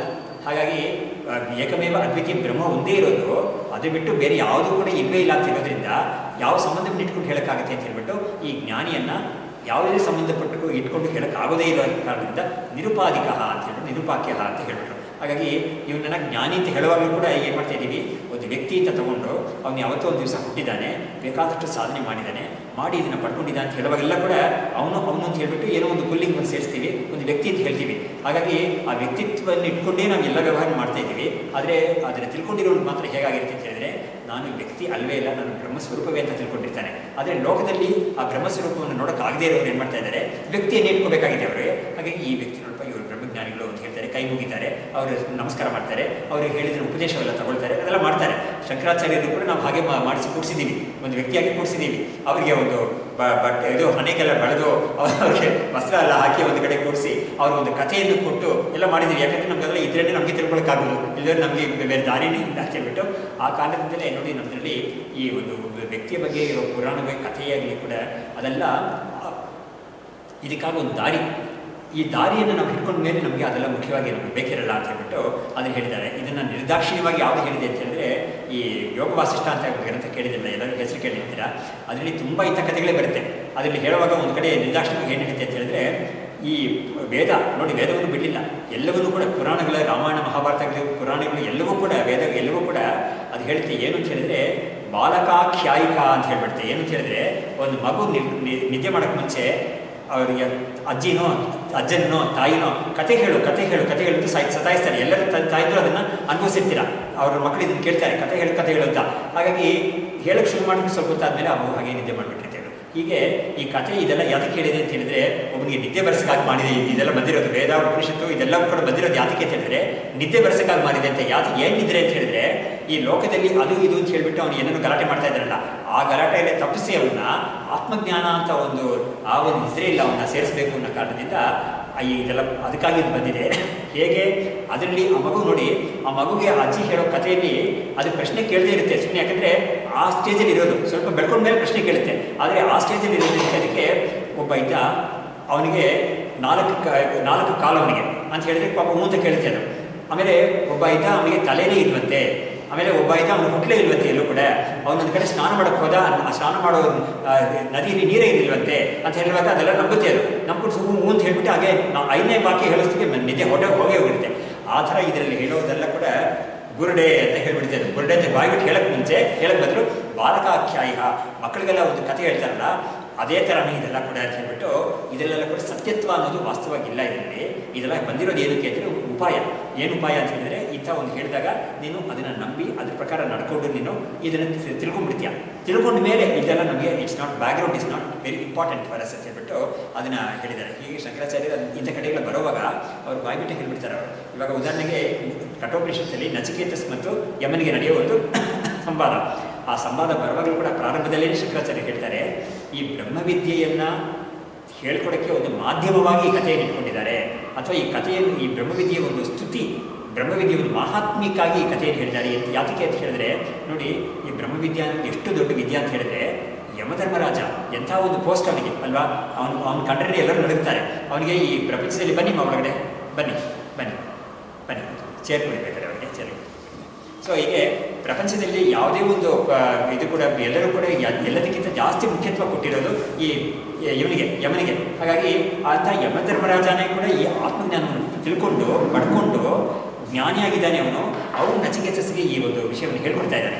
ಹಾಗಾಗಿ ಅವನಿಗೆ ಇದೆಲ್ಲ ತಿಳ್ಕೊಬೇಕಾದ್ರೆ ಎಂಥ ಒಂದು ವಿದ್ಯೆ ಆಗಿರಬೇಕು ಅಂತ ಒಂದು ಕಡೆ ಬರುತ್ತೆ. ನಾನು ಸ್ವಲ್ಪ ಈ ಪ್ರಸಂಗವನ್ನು ಇದನ್ನು ಬಿಟ್ಟು ಹೇಳ್ತಾ ಇದ್ದೀನಿ, ಯಾಕಂದರೆ ಅದು ಪ್ರಾಸಂಗಿಕ ಬಂತು ಅಂತ. ಇನ್ನೊಂದು ಕಡೆ ಒಂದು ಉಪನಿಷತ್ತಲ್ಲಿ, ಸಾಂದೋಗ್ಯ ಉಪನಿಷತ್ತಲ್ಲಿ, ಪ್ರಜಾಪತಿ ಬ್ರಹ್ಮ, ಚತುರ್ಮುಖ ಬ್ರಹ್ಮ, ಅವನೇ ಪ್ರಪಂಚವನ್ನೆಲ್ಲ ಸೃಷ್ಟಿ ಮಾಡಿರೋನು. ಅವನ ಒಂದು ಪುತ್ರ ಇಂದ್ರ, ಅಂದರೆ ದೇವತೆಗಳು ಅವನ ಮಕ್ಕಳೇ, ಮನುಷ್ಯರು ಅವನ ಮಕ್ಕಳೇನೆ, ಅಸುರರು ಕೂಡ ಅವನ ಮಕ್ಕಳೇನೆ ಅಂತ ಹೇಳಿದ್ದಾರೆ. ಯಾಕಂದರೆ ಪ್ರಜಾಪತಿ ಅಂತ ಬಂದಾಗ ಅವನೇ ಪ್ರಜೆಗಳೆಲ್ಲ ಉತ್ಪತ್ತಿ ಮಾಡಿರೋನು. ಅದಕ್ಕೆ ನಮಗೆ ಇದರಲ್ಲಿ ಭಾಗವತದಲ್ಲಿ ಬರುತ್ತೆ, ಕಶ್ಯಪರು ಅಂತ ಒಂದು ಪ್ರಜಾಪತಿ ಇದ್ದಾರೆ. ಅವರಿಗೆ 2 ಹೆಂಡತಿಯರು, ದಿತಿ ಮತ್ತು ಅದಿತಿ ಅಂತ. ದಿತಿಯಿಂದ ಹುಟ್ಟಿದ ಮಕ್ಕಳಿಗೆಲ್ಲ ದೈತ್ಯರು ಅಂತ ಹೋಗ್ತಾರೆ, ಅದಿತಿಯ ಮಕ್ಕಳಿಗೆಲ್ಲ ಆದಿತ್ಯರು ಅಥವಾ ದೇವತೆಗಳು ಅಂತ ಆಗ್ತಾರೆ. ಹೀಗಾಗಿ ದೇವತೆಗಳು ಮತ್ತು ಅಸುರರು ಇಬ್ಬರಿಗೂ ಕೂಡ ತಂದೆ ಒಬ್ಬನೇ, ತಾಯಿದ್ರೆ ಮಾತ್ರ ಬೇರೆ ಬೇರೆ. ಹೀಗಿರುವಾಗ ಈ ಪ್ರಜಾಪತಿಗೆ ಇಂದ್ರ ಅನ್ನೋನು ಅವನ ಮಗನೇ, ಮನುಷ್ಯನು ಕೂಡ ಅವನ ಮಕ್ಕಳೇನೆ, ಅಸುರರು ಕೂಡ ಅವನ ಮಕ್ಕಳೇನೆ. ಆದರೆ ಇಂದ್ರ ಮತ್ತು ಇಂದ್ರ ದೇವರಾಜ, ಆಮೇಲೆ ಅಸುರ ರಾಜ ಒಬ್ಬ ಇರ್ತಾನೆ, ಅವನ ಹೆಸರು ವಿರೋಚನ ಅಂತ. ಹಾಗಾಗಿ ಇಂದ್ರ ಮತ್ತು ವಿರೋಚನ ಇಬ್ಬರು ಕೂಡ ಪ್ರಜಾಪತಿ ಹತ್ರ ಹೋಗಿ ನನಗೆ ಆತ್ಮವಿದ್ಯೆ ಹೇಳ್ಕೊಡಿ ಅಂತ ಕೇಳ್ತಾನೆ. ಕೇಳಿದಾಗ ಅವನೇನು ಮಾಡ್ತಾನೆ, ಇವರಿಬ್ಬರು ಸ್ವಲ್ಪ ಪರೀಕ್ಷೆ ಮಾಡಿಬಿಟ್ಟು ಅವರಿಗೆ ಮೊದಲನೇ ಒಂದು ಹಂತ ಹೇಳ್ಕೊಡ್ತಾನೆ. ಮೊದಲನೇ ಹಂತದಲ್ಲಿ ಏನು ಮಾಡಿಬಿಡ್ತಾನೆ, ಈ ವಿರೋಚನ ಅನ್ನೋನು ಮನುಷ್ಯನೇ ಆತ್ಮ ಅಂತ ಇವ್ರು ಹೇಳ್ಕೊಡ್ತಾ ಇದ್ದಾರೆ ಅಂತ ಹೇಳ್ಬಿಟ್ಟು, ಈ ದೇಹವೇ ಆತ್ಮ ಅಂತ ತಿಳ್ಕೊಂಡು ಆ ಒಂದು ಪಾಠಕ್ಕೆ, ಆ ಮೊದಲನೇ ಪಾಠಕ್ಕೆ ಅವನು ಒಂದು ದಿವಸ ಬಂದುಬಿಟ್ಟು ಮಾರನೇ ದಿವಸ ಬರಲಿಲ್ಲ ಅವನು. ಇದೇ ಸಿದ್ಧಾಂತ ತಗೊಂಡು ಅವನು ಅಸುರರ ಪೈಕಿ ಅವನೇನು ಮಾಡಿಬಿಟ್ಟ, ದೇಹವೇ ಆತ್ಮ ಅಂತ ಒಂದು ಸಿದ್ಧಾಂತವನ್ನು ಅವನು ಹರಡಿಸ್ಬಿಟ್ಟ. ಆದರೆ ಇಂದ್ರ ಸ್ವಲ್ಪ ಬುದ್ಧಿವಂತನು, ದೇವತೆ ಇದ್ದಾನೆ ಇದ್ರು ಕೂಡ ಅವನು ಅಷ್ಟು ಬೇಗ ಬಿದ್ದುಬಿಡಲ್ಲ. ಅವನೇನು ಮಾಡ್ತಾನೆ, ಇವರು ಮನುಷ್ಯ ಅಂತ ತೋರಿಸ್ತಾ ಇದ್ದಾರಲ್ಲ, ಖಂಡಿತ ಮನುಷ್ಯ ಆತ್ಮ ಆಗಿರೋಕ್ಕೆ ಸಾಧ್ಯವಿಲ್ಲ ಅಂತ ಹೇಳ್ಬಿಟ್ಟು ಅವನು ಮತ್ತೆ ಬರ್ತಾನೆ ಪಾಠಕ್ಕೆ. ಈ ಥರ ಒಂದು 4-5 ಸತಿ ಬಂದುಬಿಟ್ಟು ಒಂದೊಂದು ಸತಿನೂ ಅವ್ರಿಗೆ ಏನು ಮಾಡ್ತಾರೆ, ಅದಕ್ಕಿಂತ ಹೈಯರ್ ಸ್ಟೇಜ್ ಅಂತ ಪಾಠವನ್ನು ಹೇಳ್ಬಿಟ್ಟು ಕೊನೆಯಲ್ಲಿ ಅವರಿಗೆ ಆತ್ಮವಿದ್ಯೆಯನ್ನು ಅವರಿಗೆ ಬರೆಸುತ್ತಾರೆ ಮಾಡ್ತಾರೆ. ಅದನ್ನೇ ಹೇಳಿ ಶಂಕರಾಚಾರ್ಯರು ಹೇಳ್ತಾರೆ, ಅವನು ಇಂದ್ರನು ಈ ಥರ ಪ್ರಜಾಪತಿ ಪಾಠ ಹೇಳ್ಕೊಡುವಾಗ 100 ವರ್ಷ ಬ್ರಹ್ಮಚರ್ಯ ಇದ್ದು ನಿನ್ನ ಕಲಿಸ್ಕೋ ಅಂತ ಹೇಳ್ತಾನೆ. ಹಾಗಾಗಿ ಇಂದ್ರ ಎಂಥ ಒಂದು ಕರ್ಮಗಳೆಲ್ಲ ಮಾಡಿ ಅವನು ಇಂಥ ಒಂದು ಪದವಿಯನ್ನು ಪಡೆದಿದ್ದಾನೆ, ಅಂಥವನನ್ನೇ ಕೂಡ 100 ವರ್ಷ ಬ್ರಹ್ಮಚರ್ಯ ಇದ್ದುಕೊಂಡು ನೀನು ಇದ್ಮೇಲೆ ನಿನಗೆ ಈ ಪಾಠವನ್ನು ಹೇಳ್ತೀನಿ ಅಂತ ಹೇಳಿದಾಗ ಈ ಬ್ರಹ್ಮವಿದ್ಯೆ ಎಂಥ ಒಂದು ದೊಡ್ಡ ವಿದ್ಯೆ ಆಗಿರಬೇಕು ಅಂತ ಹೇಳ್ಬಿಟ್ಟು ಆ ಬ್ರಹ್ಮವಿದ್ಯೆಯ ಒಂದು ಪ್ರಾಶಸ್ತ್ಯ, ಅದರ ಒಂದು ಹೆಚ್ಚುಗಾರಿಕೆಯನ್ನು ಹೇಳಕ್ಕಾಗಿ ಈ ಕಥೆ ಬಂದಿದೆ ಅಂತ ಶಂಕರಾಚಾರ್ಯರು ತೋರಿಸ್ತಾರೆ. ಹಾಗಾಗಿ ಕಥೆಗಳು ಅಂತ ನಾವು ಎಲ್ಲಿ ನೋಡಿದ್ರು ಕೂಡ ಆ ಕಥೆಗಳಿಗೆಲ್ಲ ಬಂದಿರೋದಕ್ಕೆ ತಾತ್ಪರ್ಯ ಒಂದಿದೆ, ಅದನ್ನು ನಾವು ಇಟ್ಕೋಬೇಕಾಗುತ್ತೆ, ಬಾಕಿದೆಲ್ಲ ಬಿಟ್ಟುಬಿಡಬೇಕಾಗುತ್ತೆ ಅಂತ ಹೇಳ್ಬಿಟ್ಟು ಈ ಬಾಲಕಾಖ್ಯಾಯಿಕ ಅಂತ ಹೇಳಿದ್ರು ಅವರು. ಆಮೇಲೆ ಈ ಥರ ಕಥೆಗಳು ಹೇಳಿರೋದು ಅದರ ಪ್ರಾಶಸ್ತಿ ಮಾಡಬೇಕು ಅಂತ ಬಂದಿದೆ ಅದು. ಹಾಗಾಗಿ ಅದೆಂಥ ಒಂದು ದೊಡ್ಡ ವಿದ್ಯೆ ಅಂತ ತೋರ್ಸೋಕ್ಕಾಗಿ ಬಂದಿದೆ ಅಂತ ಹೇಳ್ಕೊಟ್ರು. ಹೀಗೆ ಇವರು ತೋರಿಸ್ತಾ ಇದ್ದಾರೆ, ನಿರುಪಾಧಿಕ ಮತ್ತು ಸೋಪಾಧಿಕ ಅಂತ ಜ್ಞಾನಿ ಇರ್ತಾನೆ ಒಬ್ಬನೇ, ಅವನ ಸರ್ವಾತ್ಮ ಅಂತ ಹೇಳುವಾಗ ಸರ್ವ ಅಂತ ಒಂದನ್ನು ಇಟ್ಕೊಂಡು ನಾವು ಹೇಳ್ತೀವಿ, ಆದರೆ ಸರ್ವವೇ ವಾಸ್ತವವಾಗಿ ಇಲ್ವಲ್ಲ, ವಾಸ್ತವವಾಗಿ ಇರೋದು ಒಂದೇ ಚೈತನ್ಯ ಸ್ವರೂಪ ಮಾತ್ರ ಇರ್ತಾನೆ. ಆವಾಗ ಈ ಗುರು ಅವನ ಸರ್ವ ಅಂತ ಹೇಳೋಕ್ಕೆ ಏನು ಬರೋದೇ ಇಲ್ಲ ಅವನ ಅಂತ ಹೇಳ್ಬಿಟ್ಟು ಅವನು ಶುದ್ಧ ಜ್ಞಾನ ಸ್ವರೂಪವಾಗಿದ್ದಾನೆ ಅಷ್ಟೇ ಅಂತ ಹೇಳಿದ್ರು. ನಾನೇನಕ್ಕೆ ಹೇಳಿಕೊಟ್ಟೆ ಅಂತ ಹೇಳಿದ್ರೆ, ನಾವು ಜ್ಞಾನಿಗಳು ಅಂತ ಹೇಳುವಾಗ ಒಂದು ವ್ಯಕ್ತಿಯನ್ನು ಇಟ್ಕೊಂಡು ಹೇಳ್ತಾ ಇರ್ತೀವಿ ನಾವು, ಯಾಕಂದರೆ ನಮಗೆ ಸಿಕ್ಕಿರೋದು ಅಷ್ಟೇ. ಆದರೆ ಆ ಜ್ಞಾನಿ ತನ್ನನ್ನು ಹೇಗೆ ತಿಳ್ಕೊಂಡಿರ್ತಾನೆ ಅಂತ ಹೇಳಿದ್ರೆ, ತಾನು ವ್ಯಕ್ತಿಯೇ ಅಲ್ಲ, ಅಖಂಡ ಬ್ರಹ್ಮ ಸ್ವರೂಪವೇ ತಾನು ಅಂತ ತಿಳ್ಕೊಂಡಿರ್ತಾನೆ. ಹಾಗಾಗಿ ವ್ಯಕ್ತಿತ್ವ ಅನ್ನೋದು ನಮ್ಮ ದೃಷ್ಟಿಯಿಂದ, ಅವನ ದೃಷ್ಟಿಯಿಂದ ವ್ಯಕ್ತಿತ್ವ ಕಳಿಸೋಗ್ಬಿಟ್ಟಿರ್ತಾನೆ, ತಾನು ವ್ಯಕ್ತಿ ಅಲ್ಲ ಅನ್ನೋದು ತಿಳ್ಕೊಂಡಿರ್ತಾನೆ ಅವನು. ಹೀಗೆ ನಿರುಪಾಧಿಕ ಅವನು ಅಂತ ತೋರಿಸ್ಬಿಟ್ಟು ಒಂದು ಹೇಳಿದ್ರು. ಇವಾಗ ಮುಂದಕ್ಕೆ this twin aspect is given expression to in the lines ಭೂರಂಭಾಂ ಶನಲೋ ಅನಿಲೋ ಅಂಬರಮಹರ್ನಾಥೋ ಅಂತ ಶ್ಲೋಕ ಇದೆಯಲ್ಲ, ಆ ಶ್ಲೋಕದಲ್ಲಿ ನಾಣ್ಯತ್ ಕಿಂಚನ ವಿದ್ಯತೆ ವಿಮೃಶಾಂ ಯಸ್ಮಾತ್ ಪರಸ್ಮಾತ್ ವಿಭೋಗೋ ಅಂತ ಹೇಳುವಾಗ ಆ ಒಂದು ಅಖಂಡ ಚೈತನ್ಯ ಇದೆಯಲ್ಲ, ಅದು ಬಿಟ್ಟು ಬೇರೆ ಯಾವುದೂ ಇಲ್ಲವೇ ಇಲ್ಲ ವಾಸ್ತವವಾಗಿ ಅಂತ ತಿಳ್ಕೊಳ್ತಾರೆ ಅವರು. ಅದೇ ಎಲ್ಲವಾಗ ತೋರ್ಕೊಳ್ತಾ ಇದೆ, ಅದು ಬಿಟ್ಟು ಬೇರೆ ಯಾವುದೂ ಇಲ್ಲ ಅಂತ ಹೇಳುವಾಗ ಈ ಈಶ್ವರನ ಅಷ್ಟಮೂರ್ತಿ ಸ್ವರೂಪ, ಪರಮೇಶ್ವರನ ಅಷ್ಟಮೂರ್ತಿ ಸ್ವರೂಪ ಯಾವುದು ಅಂತ ಹೇಳಿದ್ರೆ ಪಂಚಭೂತಗಳು, ಭೂಹು ಅಂಬ ಅಂತ ಹೇಳ್ಬಿಟ್ಟು ಅದರಲ್ಲಿ ಸೇರಿಸಿದ್ರು. ಆಮೇಲೆ ಸೂರ್ಯ ಚಂದ್ರ ಅದು ಕೂಡ ಅವನ ಒಂದು ವ್ಯಕ್ತ ರೂಪವೇ ಅದು. ಆಮೇಲೆ ಪುಮಾನ್ ಅಂತ ಹೇಳಿದಾಗ ಯಾರಿದನ್ನೆಲ್ಲ ತಿಳ್ಕೊಳ್ತಾನೆ ಪ್ರಮಾತೃ ಅಂತ, ಅವನು ಕೂಡ ಅವನ ಒಂದು ವ್ಯಕ್ತಿ ಸ್ವರೂಪ ವಸ್ತುವೆ. ಹಾಗಾಗಿ ನೋಡಿ ಇದು ಎಷ್ಟು ಚೆನ್ನಾಗಿದೆ ಅಂತ ಹೇಳಿದ್ರೆ, ಇದನ್ನು ಕೂಡ ನಾವು ಸ್ವಪ್ನದಲ್ಲಿ ಕಾಣ್ಕೋಬೋದು ಚೆನ್ನಾಗಿ. ಹೀಗೆ ಸ್ವಪ್ನದಲ್ಲಿ ನೋಡಿ, ನಾವು ಯಾವುದೇ ಸ್ವಪ್ನ ತಗೊಳ್ಳೋಣ, ಎಂಥದೇ ಆಗಲಿ ಪರವಾಗಿಲ್ಲ, ಜಾತ್ರೆ ತಗೊಳ್ಳಿ, ಯಾವುದೇ ತಗೊಳ್ಳಿ, ಎಲ್ಲ ಸ್ವಪ್ನದಲ್ಲೂ ಕೂಡ ಖಂಡಿತ ನಮಗೆ ಬರೋ ಸ್ವಪ್ನದಲ್ಲೆಲ್ಲ ನಾವಿರ್ತೀವಿ ಖಂಡಿತ ಅಲ್ವಾ. ನಾವಿಲ್ಲದೆ ನಮ್ಮ ಸ್ವಪ್ನ ಬರೋದೇ ಇಲ್ಲ. ಏನಾದರೂ ಒಂದು ಪಾತ್ರ ನಮ್ಗೆ ಇರುತ್ತೆ. ಅದು ಒಂದರಲ್ಲಿ ನಮಗೆ ಸ್ಕೂಲಲ್ಲಿ ನಾವು 8ನೇ ಕ್ಲಾಸ್ ಓದ್ತಾ ಇರೋ ಥರ ಅಥವಾ ಸ್ಕೂಲ್ ಪಿಕ್ನಿಕ್ ಹೋಗಿರ್ತಾರ, ಯಾವುದೋ ಒಂದು ಸ್ವಪ್ನ ಬಂದರೂ ಕೂಡ ನಾವಿರ್ತೀವಿ ಅದರಲ್ಲಿ. ಅಥವಾ ಈ ವಯಸ್ಸಲ್ಲಿ ಆಗ್ತಾ ಇರೋ ಒಂದು ಸ್ವಪ್ನ, ನಾವು ಆಫೀಸಲ್ಲಿ ಇರೋ ಥರ ಸ್ವಪ್ನ ಅಂತ ಕೂಡ ನಾವು ಒಂದು ಟೇಬಲಲ್ಲಿ ಕೂತ್ಕೊಂಡು ಏನಾದರೂ ಬರಿತಾ ಇರ್ತೀವಿ, ಏನೋ ಮಾಡ್ತಾ ಇರ್ತೀವಿ. ಹೀಗೆ ನಾವಿಲ್ಲದೆ ಸ್ವಪ್ನ ಬರೋದೇ ಇಲ್ಲ. ಆದರೆ ಕೂಡ ನಾವು ಸ್ವಪ್ನದಿಂದ ಎಚ್ಚರ ಆದ್ಮೇಲೆ ನೋಡಿದಾಗ ನಮಗೆ ಆ ಸ್ವಪ್ನದಲ್ಲಿ ನಾವು ಯಾವ್ಯಾವ್ದನ್ನು ನೋಡಿದ್ವೋ ಅವು ನೋಡಲ್ಪಟ್ಟ ವಸ್ತುಗಳು, ಅದ್ರ ಜೊತೆಗೆ ನಾವು ಅಂತ ಒಬ್ಬನನ್ನು ಕೂಡ ನಾವು ನೋಡ್ತೀವಲ್ಲ, ಆ ವಸ್ತು ಎಲ್ಲವೂ ಕೂಡ ಸೇರಿಕೊಂಡು ಸ್ವಪ್ನಕ್ಕೆ ಸೇರಿರ್ತಾನೆ. ಅದು ಖಂಡಿತ ಅದು ಸತ್ಯವಲ್ಲ. ಹೀಗಾಗಿ ಇನ್ನೊಂದು ಕಾರಣ ಏನು ಅಂತ ಹೇಳಿದ್ರೆ, ಉದಾಹರಣೆಗೆ ನಾನು ಹೇಳ್ತೀನಿ, ಅದನ್ನು ಕೂಡ ನಾವು ಯೋಚನೆ ಮಾಡಿ ನೋಡ್ಬೋದು. ಇವಾಗ ಒಬ್ಬ ಮಲ್ಕೊಳ್ಳೋಕೆ ಹೋಗುವಾಗ ಅವ್ನು ಏನೋ ಒಂದು ಡ್ರೆಸ್ಸಲ್ಲಿ ಹೋಗ್ತಾನೆ, ಎಷ್ಟೋ ಜನ ನೈಟ್ ಡ್ರೆಸ್ ಅಂತ ಇಟ್ಕೊಂಡಿರ್ತಾರೆ, ಏನೋ ಒಂದು ಇಟ್ಕೊಂಡಿರ್ತಾರೆ. ಆದರೆ ಸ್ವಪ್ನದಲ್ಲಿ ಅವ್ನು ತನ್ನನ್ನು ನೋಡ್ಕೊಳ್ತಾನೆ, ಅದು ಬೇರೆ ಡ್ರೆಸ್ಸಲ್ಲಿ ಇರುತ್ತೆ, ಮೋಸ್ಟ್ಲಿ ಅದೇ ಬೇರೆ ಡ್ರೆಸ್ಸಲ್ಲಿ ಇರುತ್ತೆ. ಅವನೊಂದಲ್ಲಿ ಸ್ಕೂಲ್ ಯೂನಿಫಾರ್ಮ್ ಹಾಕ್ಕೊಂಡಿರ್ತಾರೋ, ಅಥವಾ ಒಂದು ಗುರುಗಳಿಗೆ ದರ್ಶನ ಮಾಡೋಕ್ಕೋಗಿ ನಾವು ಆವಾಗ ಯಾವ ಥರ ಒಂದು ಉಡುಗೆ ತೊಡುಗೆ ಹಾಕೊಂಡಿರ್ತೇವೆ ಅದೆಲ್ಲ ಕಾಣುತ್ತೆ ನಮಗೆ. ಆದರೆ ಮಲ್ಕೊಂಡಿರೋನು ಇಂಥ ಡ್ರೆಸ್ಸಲ್ಲಿದ್ದಾನೆ, ಆದರೆ ಅವನು ಸ್ವಪ್ನದಲ್ಲಿ ತನ್ನನ್ನೇ ಹೇಗೆ ನೋಡ್ಕೊಳ್ತಾನೆ ಅಂದರೆ ಅದು ಬೇರೆ ಆಗಿರುತ್ತೆ ಅದು. ಹಾಗಾಗಿ ಅದರ ಬೇರೆ ಅನ್ನೋದನ್ನ ಇದು ಸತ್ಯವಲ್ಲ ಅಂತ ಅವನಿಗೆ ತೀರ್ಮಾನ ಮಾಡ್ತಾನೆ. ಯಾಕಂದರೆ ಮಲಗಿರೋ ನಾನು ಈ ಡ್ರೆಸ್ಸಲ್ಲಿದ್ದೀನಿ, ಅದರಲ್ಲಿ ಕಂಡುಕೊಂಡಿದ್ದು ಬೇರೆ ಡ್ರೆಸ್ಸಲ್ಲಿದೆ. ಹಾಗಾಗ್ಬಿಟ್ಟು ಎಲ್ಲವೂ ಕೂಡ ಸ್ವಪ್ನದಲ್ಲಿ ಸೇರ್ಕೊಂಡಿದ್ದು, ಎಲ್ಲವೂ ಕೂಡ totally the entire thing, the whole lot, ಅದು ಖಂಡಿತ ಇದು ಸತ್ಯವಲ್ಲ ಅಂತ ತೀರ್ಮಾನ ಮಾಡ್ತಾನೆ.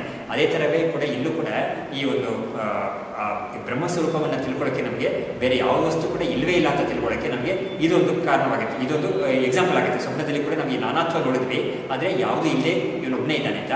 ಮುಖ್ಯವಾಗಿ ಅದಕ್ಕೆ ಹೇಳಿದರೆ ಪ್ರಮಾತೃ ಅನ್ನೋದಕ್ಕಾಗಿದೆ ನಾನು. ಆ ಪ್ರಮಾತೃ ಯಾರು ಅಂತ ಹೇಳಿದ್ರೆ, ಆ ಸ್ವಪ್ನದ ಒಳಗಡೆ ಒಬ್ಬನ ಕೂಡ ನಾನು ನೋಡಿದ್ದೀವಲ್ಲ ನಮ್ಮನ್ನೇ. ಪ್ರಮಾತೃ ಅಂದರೆ ಯಾರು ಅಂತ ಹೇಳಿದ್ರೆ ಒಂದು ಜೀವ, ಅವನಿಗೆ ಇಂದ್ರಿಯಗಳು ಮನಸ್ಸೆಲ್ಲ ನನಗಿದೆ ಅಂತ ಒಂದು ಬುದ್ಧಿ ಇದೆ ಅವನಿಗೆ. ನನ್ನ ಹತ್ರ ಇಂಥದ್ದೆಲ್ಲ ಇಂದ್ರಿಯಗಳಿದೆ, ಈ ಇಂದ್ರಿಯಗಳಿಂದ ನಾನು ಕಣ್ಣು, ಕಿವಿ, ಮೂಗು, ನಾಲಿಗೆ, ತೋಲು ಅಂತ ಇಂದ್ರಿಯಗಳ ಮುಖಾಂತರ ನಾನೇನು ಮಾಡ್ತಾ ಇದ್ದೀನಿ, ಶಬ್ದ ಸ್ಪರ್ಶ ರೂಪರಸ ಗಂಧ ಅಂತ ಪ್ರಪಂಚವನ್ನು ನಾನು ಅನುಭವಿಸ್ತೀನಿ ಅಂತ ಅವನಿಗೆ ಗೊತ್ತಿದೆ. ಅದಿದ್ದವನೇ ಅದಕ್ಕೆ ಕಾಲಿಡ್ತಾನೆ. ಆಮೇಲೆ ನನಗೆ ಮನಸ್ಸು ಅಂತ ಒಂದಿದೆ, ಆ ಮನಸ್ಸಲ್ಲಿ ನಾನು ಇಂಥ ವಿಷಯಗಳೆಲ್ಲ ಯೋಚನೆ ಮಾಡ್ತೀನಿ, ಅಥವಾ ಯೋಚನೆ ಮಾಡಿ ಈ ಭೋಗಗಳೆಲ್ಲ ನಾನು ಅನುಭವಿಸ್ತೀನಿ, ಇಂಥ ಜ್ಞಾನಗಳೆಲ್ಲ ನಾನು ಮನಸ್ಸಲ್ಲೇ ಪಡ್ಕೊಳ್ತೀನಿ ಅಂತ ತನಗೆ ಮನಸ್ಸಿದೆ ಅಂತ ಗೊತ್ತಿದೆ ಅವನಿಗೆ, ದೇಹ ಇದೆ ಅಂತ ಗೊತ್ತಿದೆ, ಇಂದ್ರಿಯಗಳಿದೆ ಅಂತ ಗೊತ್ತಿದೆ ಅವನಿಗೆ. ಸೊ ಇದೆಲ್ಲ ಇದೆ ಅಂತ ಒಂದು ಬುದ್ಧಿ ಯಾರಿಗಿದೆಯೋ ಅವನನ್ನು ಪ್ರಮಾತೃ ಅಂತ ಕರೀತಾರೆ. ಹಾಗಾಗಿ ಪ್ರಮಾತೃ ನಾವು ಏನು ಮಾಡ್ತಾನೆ, ಈಗ ತ್ರಿಪುಟಿ ಅಂತ ಹೇಳ್ತಾರೆ, ಪ್ರಮಾತೃ, ಪ್ರಮಾಣ, ಪ್ರಮೇಯ ಅಂತ. ಪ್ರಮಾತೃ ಅನ್ನೋನು ತನ್ನ ಪ್ರಮಾಣಗಳು ಅಂತ ಯಾವುದು ಇಂದ್ರಿಯಗಳಿದೆಯೋ ಅವುಗಳನ್ನ ಇಟ್ಕೊಂಡು ಪ್ರಮೇಯವಾದ ಒಂದು ವಸ್ತುವನ್ನು ಅವನು ಜ್ಞಾನವನ್ನು ಪಡ್ಕೊಳ್ತಾನೆ. ಅದಕ್ಕಾಗಿ ಅವನಿಗೆ ಪ್ರಮಾತೃ ಅಂತ ಹೇಳಿದ್ದಾರೆ. ಇಲ್ಲಿ ಈ ಭೂರಂಭಾಂಶ ಅನಿಲೋ ಅಂತ ಹೇಳುವಾಗ ಈ ಶ್ಲೋಕದಲ್ಲಿ ಪಂಚಭೂತಗಳು ಹೇಳಿದರು, ಆಮೇಲೆ ಸೂರ್ಯ ಚಂದ್ರರು ಹೇಳಿದರು, 7 ಆಯಿತು. 8ನೇದು ಯಾವುದು ಅಂತ ಹೇಳಿದ್ರೆ ಈ ಪ್ರಮಾತೃಗಾಗಿ ಪ್ರಪಂಚ ಇದೆ. ಪ್ರಮಾತೃ ಇದ್ದರೆ ಪ್ರಪಂಚವೇ ಇಲ್ಲ. ಪ್ರಪಂಚವನ್ನು ಯಾತಕ್ಕೆ ಸೃಷ್ಟಿ ಮಾಡಿದ್ದಾನೆ ಭಗವಂತ ಅಂತ ಪ್ರಶ್ನೆ ಮಾಡ್ತಾರೆ ಎಷ್ಟೋ ಜನ. ಅದಕ್ಕೆ ಉತ್ತರ ನಾವು ಏನು ಕೊಡಬೇಕು ಅಂತ ಹೇಳಿದರೆ, ಜೀವರುಗಳಿಗೆ ಭೋಗವನ್ನು ಕೊಡೋಕ್ಕಾಗಿ ಸೃಷ್ಟಿ ಮಾಡಿದ್ದಾನೆ ಪ್ರಪಂಚವನ್ನು. ಹಾಗಾಗಿ ಪ್ರತಿಯೊಂದು ಜೀವನಿಗೂ ಕೂಡ ಯಾತಕ್ಕೆ ಜೀವ ಜನ್ಮ ತಾಳ್ತಾನೆ ಅಂತ ಹೇಳಿದ್ರೆ ಹಿಂದಿನ ಕರ್ಮಗಳನ್ನ ಒಂದು ಭೋಗ ಒಂದು ಫಲ ಇದೆಯಲ್ಲ, ಪುಣ್ಯವೋ ಪಾಪವೋ, ಅದನ್ನು ಅನುಭವಿಸೋಕ್ಕಾಗಿ ಅವನು ಜನ್ಮವನ್ನು ಪಡಿತಾನೆ. ಮತ್ತು ಹೊಸ ಕರ್ಮಗಳನ್ನ ಮಾಡಿ ಪುಣ್ಯವನ್ನು ಪಾಪವನ್ನು ಸಂಪಾದನೆ ಮಾಡಿಕೊಳ್ಳೋಕ್ಕಾಗೂ ಜನ್ಮವನ್ನು ತಾಳ್ತಾನೆ. ಹೀಗೆ ಜನ್ಮವನ್ನು ತಾಳಿದಾಗ ಅವನಿಗೆ ಜನ್ಮ ಅಂತ ಬಂದಿದ ತಕ್ಷಣ ಭೋಗ ಅಂತ ಬರಬೇಕಲ್ವ ಅವನಿಗೆ. ಹಾಗಾಗಿ ಈಶ್ವರ ಸೃಷ್ಟಿ ಮಾಡುವಾಗ ಏನು ಮಾಡ್ತಾನೆ ಅಂತ ಹೇಳಿದ್ರೆ, ಎಲ್ಲ ಜೀವಗಳ ಕರ್ಮವನ್ನು ತಿಳ್ಕೊಂಡು ಆ ಕರ್ಮಗಳು ಯಾವ್ಯಾವ ಪರಿಪಾಕಕ್ಕೆ ಬಂದಿದೆ ಅಂತ ತಿಳ್ಕೊಂಡು ಅದಕ್ಕೆ ತಕ್ಕನಾದ ಒಂದು ಪ್ರಪಂಚವನ್ನು ಸೃಷ್ಟಿ ಮಾಡ್ತಾನೆ. ಇವಾಗ ನೋಡಿ, ಒಂದು ಜೋಗ್ ಫಾಲ್ಸ್ ಅಂತ ಒಂದಿದೆ, ಒಂದು ಕಡೆ ಇದೆ.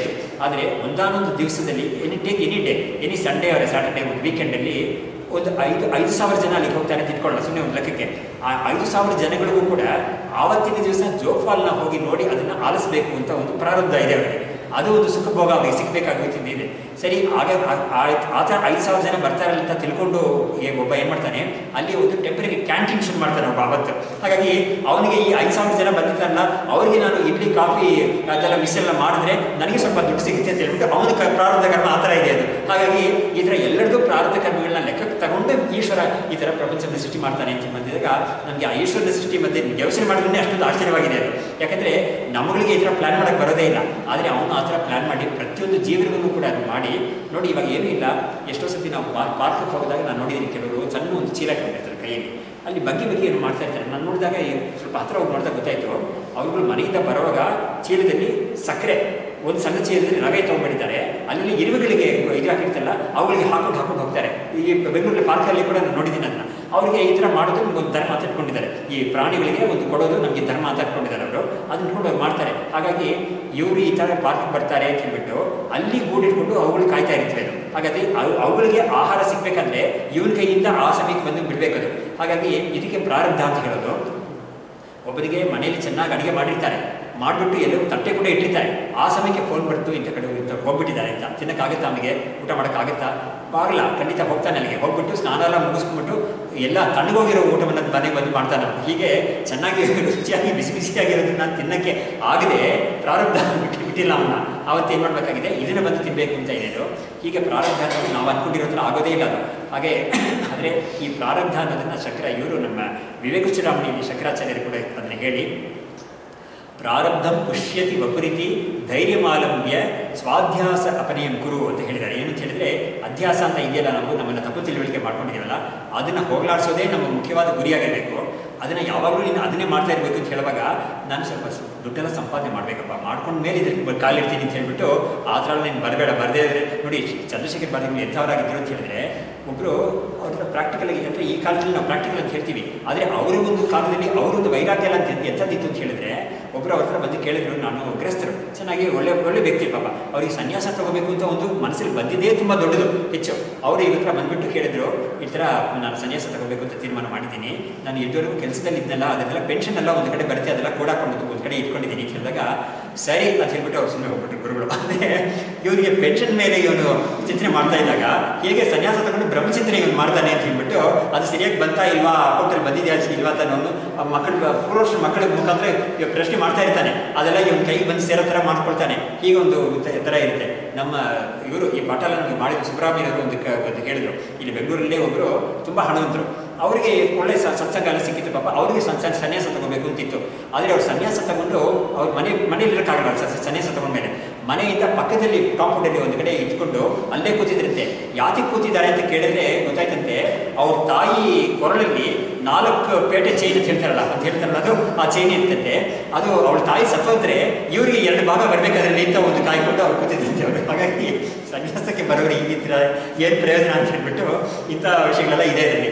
ಹೀಗೆ ಆದರೆ ಶಂಕರಾಚಾರ್ಯರು ಹೇಳ್ತಾ ಇದ್ದಾರೆ, ಅದೆಲ್ಲ ನೀನು ಗಮನಿಸ್ಕೊಂಡಿದ್ರೆ ನಿನಗೆ ಈ ಬ್ರಹ್ಮಚಿಂತನೆ ಮಾಡೋಕ್ಕಾಗೋದೇ ಇಲ್ಲ. ಹಾಗಾಗಿ ಪ್ರಾರಬ್ಧಂ ಪುಷ್ಯತಿ ವಪುಹು, ನಿನಗೆ ನೋಡು, ನೀನು ಗಿಡ ಇಟ್ಟವನು ನೀರು ಹಾಕ್ತಾನೆ ಅವನು. ಹಾಗಾಗಿ ನಿನ್ನ ಹುಟ್ಟಿಸಿರೋನು ನಿನ್ನ ಒಂದು ಯೋಗಕ್ಷೇಮವನ್ನು ಅವನು ನೋಡ್ಕೊಳ್ತಾನೆ ಅಂತ ಕಾರಣದಿಂದ ನೋಡಿ ಗೀತೆಯಲ್ಲಿ ಮಾತೇ ಇದೆ, ಯೋಗಕ್ಷೇಮಂ ವಹಾಮ್ಯಹಂ ಅಂತ. ಹಾಗಾಗಿ ನಾನಿದನ್ನು ನೋಡ್ಕೊಳ್ತೀನಿ ಅಂತ ಅವನು ಭರವಸೆ ಕೊಟ್ಟಿದ್ದಾನೆ. ಹಾಗಾಗಿ ಪ್ರಾರಬ್ಧಂ ಪುಷ್ಯತಿ ವಪುಹು, ಅಂದರೆ ವಪುಹು ಅಂದರೆ ದೇಹ, ಶರೀರವನ್ನು ಪ್ರಾರಬ್ಧ ಕಾಪಾಡುತ್ತೆ ಅಂತ ಒಂದು ಧೈರ್ಯವನ್ನು ಮಾಡಿಕೊಂಡು ನೀನು ಈ ಅಧ್ಯಾಸವನ್ನು ನೀನು ಹೋಗಲಾಡಿಸೋ ಒಂದು ಪ್ರಯತ್ನ ತೊಡಗು ಅಂತ ಹೇಳ್ಬಿಟ್ಟು ಹೇಳಿದ್ದಾರೆ. ನಮ್ಮ ಸುಬ್ರಹ್ಮಣ್ಯನವರಿಗೆ ಇವರು ಚಂದ್ರಶೇಖರ್ ಭಾರತಿಗಳೇ ತೆಲುಗಿನಂತೆ ಇವರು ಮಾತಾಡ್ತಾ ಇದ್ರು. ಅವರು ಅದನ್ನೇ ಹೇಳಿದ್ರಂತೆ, ಆಯಾ ಸಮಯಕ್ಕೆ ನಿನ್ನ ಬಾಯಿಗೆ ಬಂದು ಬಿಟ್ಬಿಡ್ತಪ್ಪ ಅದು ಅಂತ ಹೇಳ್ಬಿಡ್ತಾರೆ. ಅಂದರೆ ನಿನಗೆ ಆಹಾರ ಅನ್ನೋದು ನಿನಗೆ ಆಯಾ ಸಮಯಕ್ಕೆ ಬಂದುಬಿಡುತ್ತೆ ಅಂತ. ಅದಕ್ಕೆ ನಾನು ಇವಾಗ ದೃಷ್ಟಾಂತ ಕೊಟ್ಟೆ. ಅಡುಗೆ ಎಲ್ಲ ಮಾಡಿರ್ತಾರೆ ಚೆನ್ನಾಗಿ, ಆದರೆ ಅದನ್ನ ತಿನ್ನಕ್ಕೆ ಅವನಿಗೆ ಯಾವತ್ತೂ ಕೇಳ್ಕೊಂಡು ಬಂದಿಲ್ಲ ಅವನು. ಯಾಕಂದರೆ ಒಂದರಲ್ಲಿ ಅಲ್ಲಿ ಹೋಗ್ಬಿಟ್ಟು ರಾತ್ರಿ ಹೋಗಿ ಬಂದು ಸೇದಂದರೆ 11 ಗಂಟೆ 12 ಗಂಟೆಗೆ ಕೂತ್ಕೊಂಡು ತಟ್ಟೆ ಇಟ್ಕೊಂಡು ಊಟ ಮಾಡೋಕ್ಕಾಗುತ್ತೆ. ಅದು ಉಪವಾಸ ಇರ್ತಾನೆ, ಮಾರನೇ ದಿವಸ ಸ್ನಾನ ಮಾಡಿ ಮಾಡ್ತಾನೆ. ಯಾವ್ದಕ್ಕೆ ಹೇಳಿದೆ ಅಂದರೆ ಆಯಾ ಸಮಯಕ್ಕೆ ನಮಗೆ ಬೇಡಬೇಕು ಅಂತ ಹೇಳಿದ್ರೆ ಅದು ನಮ್ಮ ಕೈಯಲ್ಲಿಲ್ಲ. ಅದು ನಾವು ತಯಾರು ಮಾಡಿದರೂ ಕೂಡ ನಮ್ಮ ಕೈಯಲ್ಲಿ ಇರಲ್ಲ ಅಂತ ಹೇಳಿದೆ ನಾನು. ಅದನ್ನು ನಾನು ತೋರ್ಸೋಕ್ಕೆ ಅಂತ ಇಲ್ಲಿ ದೃಷ್ಟಾಂತಗಳೆಲ್ಲ ಹೇಳಿದೆ ನಾನು. ಇಲ್ಲಿಗೆ ಈ ಪ್ರಮಾತೃ ಅಂತ ಹೇಳಿದ್ರಲ್ಲ, ಅದಕ್ಕೆ ನಾನು ಹೇಳಿಕೊಟ್ಟಿದ್ದೆ. ಅದು ಪ್ರಮಾತೃ ಅಂದರೆ ಯಾರು ಅಂತ ಹೇಳಿದ್ರೆ ಈ ಪ್ರಪಂಚದಲ್ಲಿ ಸುಖ ದುಃಖ ಭೋಗಗಳನ್ನೆಲ್ಲ ಅನುಭವಿಸೋನು, ನಾನೇ ಕರ್ತೃ ನಾನೇ ಭೋಗ್ತಾ ಅಂತ, ಕರ್ತ ಭೋಗ್ತಾ ನಾನು ಅಂತ ತಿಳ್ಕೊಂಡಿರೋರು ಪ್ರಮಾತೃ. ಆ ಒಂದು ಡೆಫಿನೇಷನ್ನ ನಾವು ಇಟ್ಕೊಂಡು ಈ ವಿಷಯವನ್ನು ನಾವು ಇಲ್ಲಿ ಮುಗಿಸಿರೋಣ ಈ ತರಗತಿಯನ್ನು. ಮುಂದಿನ ಬುಧವಾರ ನಮಗೆ ಇದೇ ಟೈಮಲ್ಲಿ 4:15 5:30 ತನಕ ಈ ಕ್ಲಾಸ್ ಇರುತ್ತೆ. ನಾವು ಹೋಗೋಣ, ಬರ್ಬೋದು. ನೋಡಿ, ನಾನಿವತ್ತು 5 ಲೈನ್ ಕೂಡ ಮಾಡಲಿಲ್ಲ ಪಾಠ ಪುಸ್ತಕದಿಂದ. ಆದರೆ ನಮಗೆ ಪಾಠದಲ್ಲಿ ಬೇಕಾದಷ್ಟು ಬೇರೆ ವಿಷಯಗಳೆಲ್ಲ ಇತ್ತು, ಅದರಿಂದ ಹೋಗ್ತಾ ಇದೆ. ಅದರಿಂದ ನಮಗೆ ಪುಸ್ತಕ ಮುಗಿಸ್ಬೇಕು ಅಂತ ಉದ್ದೇಶ ಇಲ್ಲ, ವಿಷಯ ನಮಗೆ ಚೆನ್ನಾಗಿ ಬರಬೇಕು ಅಂತ ಅದೇ ಒಂದು ವಿಷಯವಾಗಿದೆ. ಇಲ್ಲಿ ನಿಲ್ಲಿಸೋಣ. ಈಶ್ವರೋ ಗುರುರಾತ್ಮೇತಿ ಮೂರ್ತಿಭೇದ ವಿಭಾಗಿನೇ ವ್ಯೋಮವತ್ಯಪ್ತದೇಹಾಯ ದಕ್ಷಿಣಾಮೂರ್ತಯೇ ನಮಃ. ಶ್ರುತಿಸ್ಮೃತಿಪುರಾಣಾನಾಂ ಆಲಯಂ ಕರುಣಾಲಯಂ ನಮಾಮಿ ಭಗವತ್ಪಾದಂ ಶಂಕರಂ ಲೋಕಶಂಕರಂ.